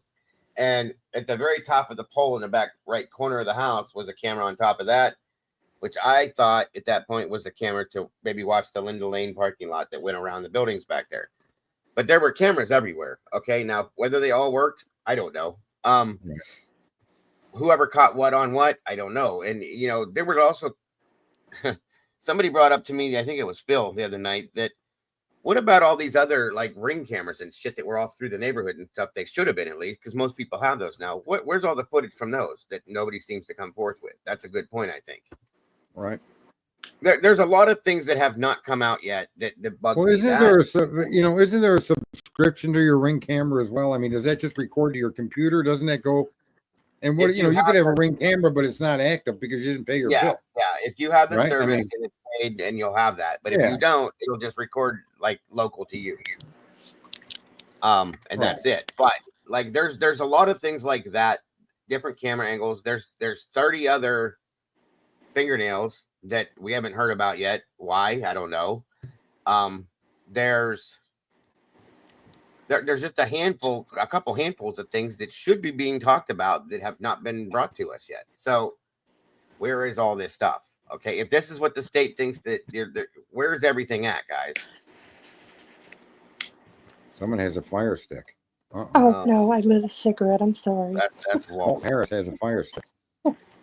I don't know what that means. Does that mean he records? I'm surprised you're in here, Walt. Isn't your buddy live right now? Who's his buddy? 3 gauge. Oh. I honestly think the prosecution thought that it would not go this far. And I also don't think that they thought everybody would jump all over this and it would, everybody would be talking about it. I think they honestly thought that they could get a plea deal. He'd take a plea deal and it would all be done and over with and, shut the door and nobody knows shit. But it didn't go that way. Yeah. Well, I guarantee that nobody over there thought that this would ever get to where we're at here. They never expected this. Okay. No. From any of us. That's a fact. And every time Steve and us came forward telling us this information they had on Brian Koberger, every time that happened, I would be like, I'd be jolted a little bit, like, yeah, well, maybe they do got this guy. Only to find out all of this information has just been one big fucking made up story. They got images of a car. I mean, that means about as much as I got a $10 bill sitting on my table. What the fuck? Couldn't that be a DoorDash? Couldn't you say that's the DoorDash driver? I don't know that you can't make that argument. We don't know what she was driving, but I guess my point is Yeah. that until you have evidence placing them at that house, as they argue they do by these funny images that reflect off of the trees. That's what I'm saying. They're basing it off of headlights on trees. What the hell is that? I would like a little more information than that before you kill this guy. Yeah, we got headlights on the tops of this tree and headlights on the tops of that tree on that corner and that bend. And what the actual hell are you talking about? I'm telling you, which is consistent with a vehicle similar to suspect vehicle 1. They do mention that there's a similar vehicle. I mean, it's like everything they say, they give you an exculpatory statement to roll with. Oh, really? They said that? Yeah. Yeah, they mentioned a similar vehicle to suspect vehicle 1. And here's the problem with everything they allege is in every allegation, they also give exculpatory evidence for the defense. For instance, when they talk about him turning off his phone. Who the fuck is that hippie with a cigarette? I'm no hippie. I ain't that old bitch. Listen here, Slim. I'll come to Tennessee and pow. An Elantra is not going to be able to I have an Elantra, and it will not do that fast ass and turn, that sharp ass turn. Mine won't. If his does, hell, give me his. But an Elantra is just like a family car.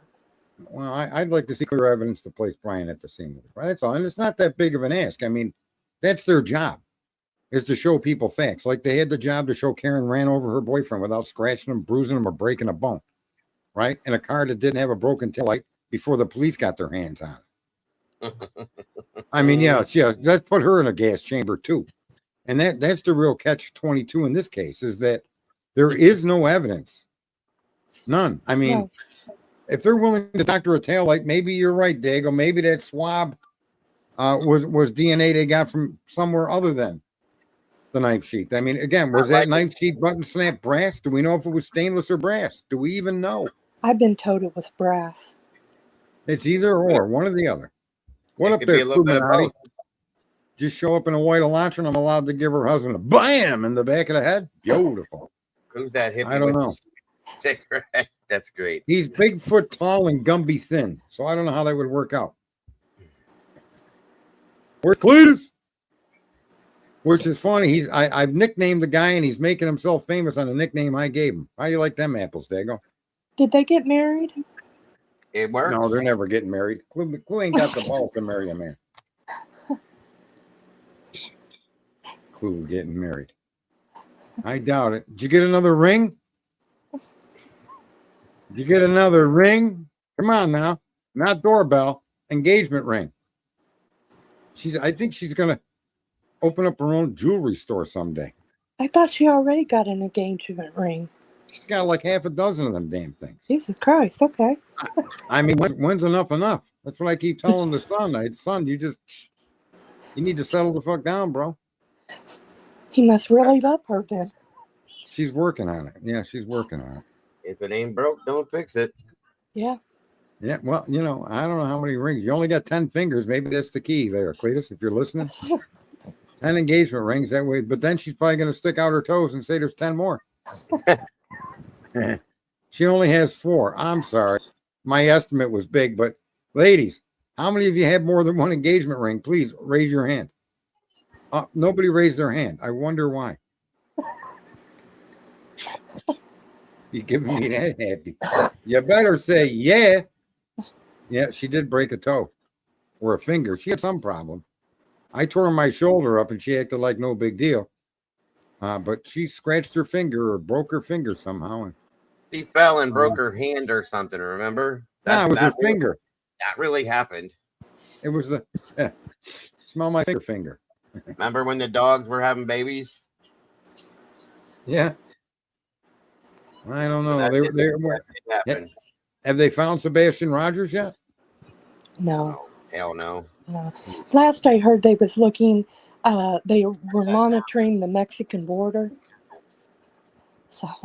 Oh, now they're looking. Now they're looking for child sex traffickers. Gee, what a shock! Well, something happened to him because children just don't disappear. What they should have done is they should have listened to some people's astute observations online.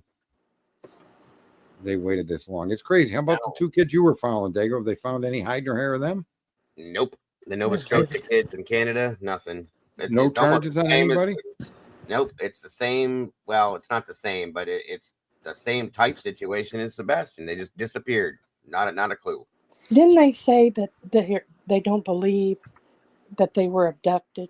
Their newest statement was they do not have any proof, nor do they believe that those kids were abducted. So I don't know what the hell they're talking about, because they're not in those woods. They're not in the woods. So I think they're leaning towards a possible foul play situation. Oh shit. Okay. Well, they tried to go the same road with. They tried to do the same thing with the Sebastian case and the parents, and it went nowhere. Mm-hmm.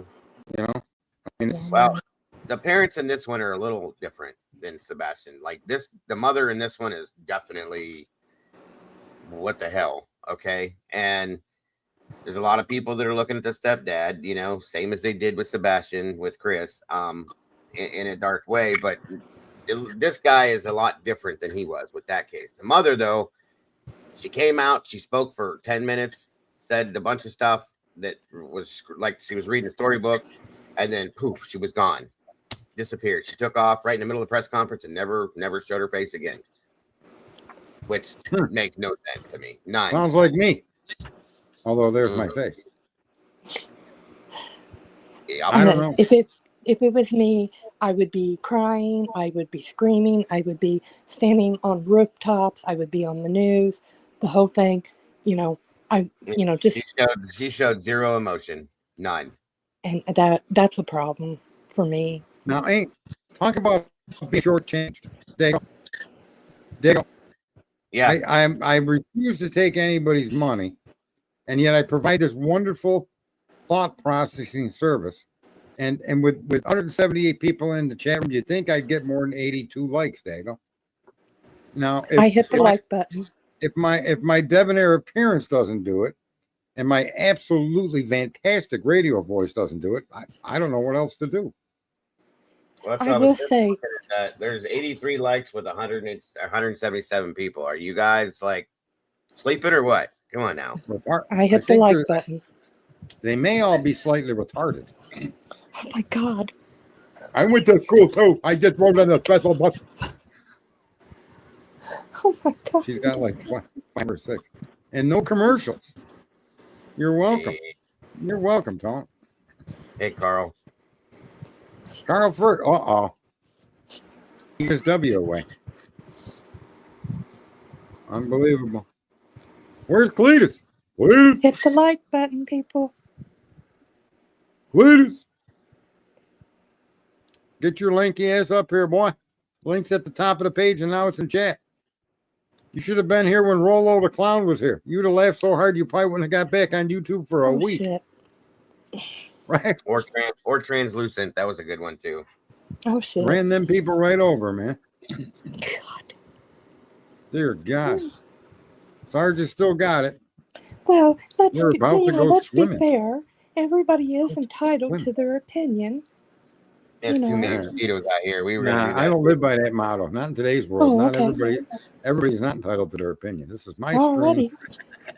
And I'm a dictator. Okay.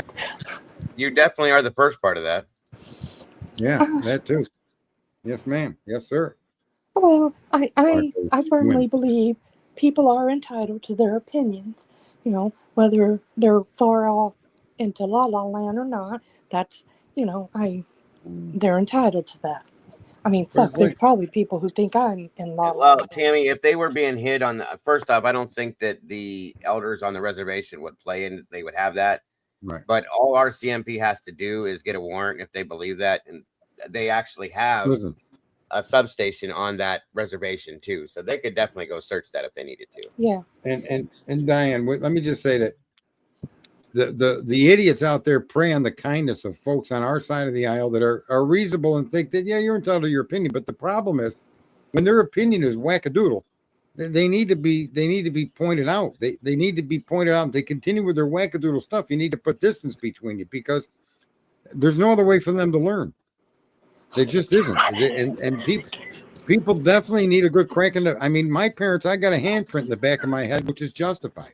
Most of these people didn't have that experience growing up. And so they go off of what someone else it sounds good. This guy might have done it. And they create entire streams on rabbit holes. It's like, get out of here with that. Yeah, but I mean, in the long run, it's going to be proven that they were wrong. So, you know, They're not going to pay any attention to that. No, you know, there's... no, they're not going to pay any attention. It's not the first time they've been in their life. They'll move on to something else. I mean, you look at when you're going to sit on the mountain of transfer DNA and just completely skate over all the other DNA that wasn't ran to the ground like this, that's ignorance. That's you just can't allow that ignorant opinion to be argued. You need to shut it down. That's my opinion. We're too well. I mean, there's so many nice people out there that are down. smart. Now you can't. You got to draw the line when people. You know, you got Jeff in here. This guy's running around with a shower curtain wrapped around himself. Yeah, okay, no comment. So you got to shut some people like that down. It's just like, for God's sakes, when is enough enough? I'd rather go talk to my grass as it grows. Oh my than God. the people like Rollo the clown. How can you allow his opinion anywhere near you? You might as well. You should have warned me, Dago. What? No, anybody that comes in here, you come in here with, there's no warning, there's no nothing. I told you guys, it's raw, and that's all there is to it, period. Man, I draw the line. I'm sorry. I don't want that shit to roll around in my stream. I don't want to hear who you think did it, because you know something, we don't even know if Brian did it. Let's first determine if the data shows Brian did it or didn't, right? Yeah, some guy named Rollo. I don't know. What's that guy's last? He's Rollo who? Rollo Moto. Yeah, I call him Rollo the clown because it just seems to roll off my tongue real easy. Oh my God. Like Bozo the clown, you got Rollo the clown. And God only knows what he does with his mother's pictures. That's a topic for a different day. It's 11. Oh my God. Did you just say his mother's pictures? Sarge has Sundowner's disease, folks, and around. Yeah. Dago thought he was going to get in edgewise, and nothing he can do. Nothing he can do that can even come close, competing with my trigger finger. Did you just kick Dago? Oh, I do it all the time. Oh my God. Yeah, I do that. That's how people get off of my stream. Watch. Bam. I don't know where people think. I have no idea what kind of living hell you don't think you're walking into. I was saying something important. Well, you can type it. Oh my God. Nancy Disgrace. Yeah, I don't even want to talk about that. I don't even want to bring her name into my stream because these people are just like, it's just unbelievable. Listen, if I had a major network show, I would do this to people too. And then the next show would open up by reminding people just how quick my trigger finger is and how unsuspecting my guest is. They just don't know when I'm going to rain down the boot button. You hope I don't drown in my pool. I don't wish any harm upon you, Dago. I was hoping for a coffee pot that looked like a coffee cup to accommodate your coffee habit. Yeah.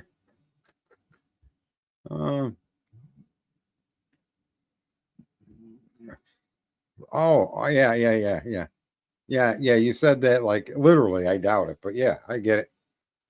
I mean, what am I prone to drown? You know, I mean, come on. I don't know what you're saying, Candace. If you want to leave, leave. But so far, I haven't really seen you saying "fuck this" and out. Fuck this and out. What does that mean? Yeah, Candace. I mean, are you a dude? What are you? You're a dude with a girl's name. There's another fucking weirdo. Yeah, I don't know. Give. What's your point there, Candace? All right, there you go. Yeah, don't let me sort it out before anybody gives them the block or the ban. You know. Bye there, Dago. Bye, Felicia. No, he had a chance to explain himself. You know, it is what it is. Authenticated with YouTube. But all right, folks. To sum this up, the point I was trying to make, and I think I made it early on. is that the exculpatory evidence is overwhelming here. And no matter how many times they try to tell you that it's proof that he did something, they just are never going to be able to overcome the reasonable doubt of every argument they make. Because for every argument they make, they then provide information that shows reasonable doubt. Your simplest explanation is the phone, and the other simplest explanation is the car, and the next simplest information is the crime starting at 4:17 a.m. And that is because of what they've shared with us, that conclusion can be made. A conclusion that I think is even more solidified because they kept it away from the grand jury. That's really the kicker. That was the main point of the stream. My observation of the time the crime started is the exact information they never shared with the grand jury. And that has to make you go, huh, why did they do that? Why did they ignore everything before 4:22 a.m.? Why did they do that? Keep Sarge on his toes. No, I'd say a good 99% of the people that come through here and get on panel or even in the chat room, good people, reasonable people. Yeah, and people that you know, just buy the narrative they were told to buy and run around parroting it and want to argue with you and want to ignore any legitimate point that's made because it doesn't fit the narrative they were given. I can't be around people like that. I can accept being wrong. I have no problem being wrong. Matter of fact, being wrong is your first entry into an education. You can learn something by being wrong, and it shouldn't be looked at. It shouldn't be frowned upon. It should be accepted with open arms by anybody that realizes they're wrong about something. You should have no shame. You should have no negative feelings. You should have a warm, fuzzy feeling. I think I was wrong. Look at that. Now it makes sense, even though the sense it's making is completely contradicting to what I thought. You should welcome that. So I really can't block the ones that do it a lot in there. You have to excuse Sarge. He has Hamburg disease. He can't help himself. Well, no. I eat ground beef that I'll often make into a hamburg or a meatball. You don't buy, I'm going to buy ground beef. I'm going to go buy Hamburg. No, you're not buying Hamburg unless you buy Hamburg patties. Now you can argue you bought Hamburgs.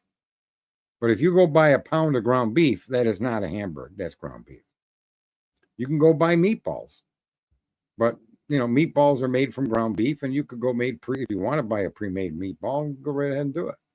I mean, Dago calls all of his subscribers meatballs. Why? I don't know. It's kind of, I don't know. Yeah, no, anybody gives a problem in here, I usually catch it. Tonight I try to really pay attention to the chat because you people are coming in here to share your thoughts and views, and most 90+% of the time, 95, 98, they're great. And some of you come in with different views that then eventually leave thinking, taking some stuff with you and reconsidering or whatever, who knows. And anyway, so listen, it was awesome being in here. I'm grateful for those of you on X, where we have 59, on YouTube, where we still have 158 viewers. Let me check my likes.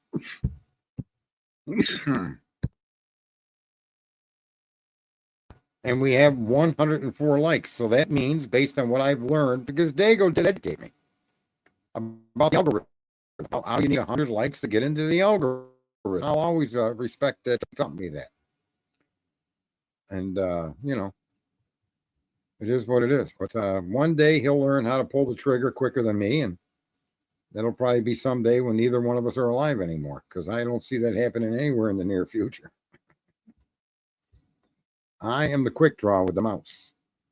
And everyone have a good night. I just want to end with what I end with every night. Be good or be bad. But if you're going to be bad, don't get caught. Good night to everyone out here, and we'll see you again soon.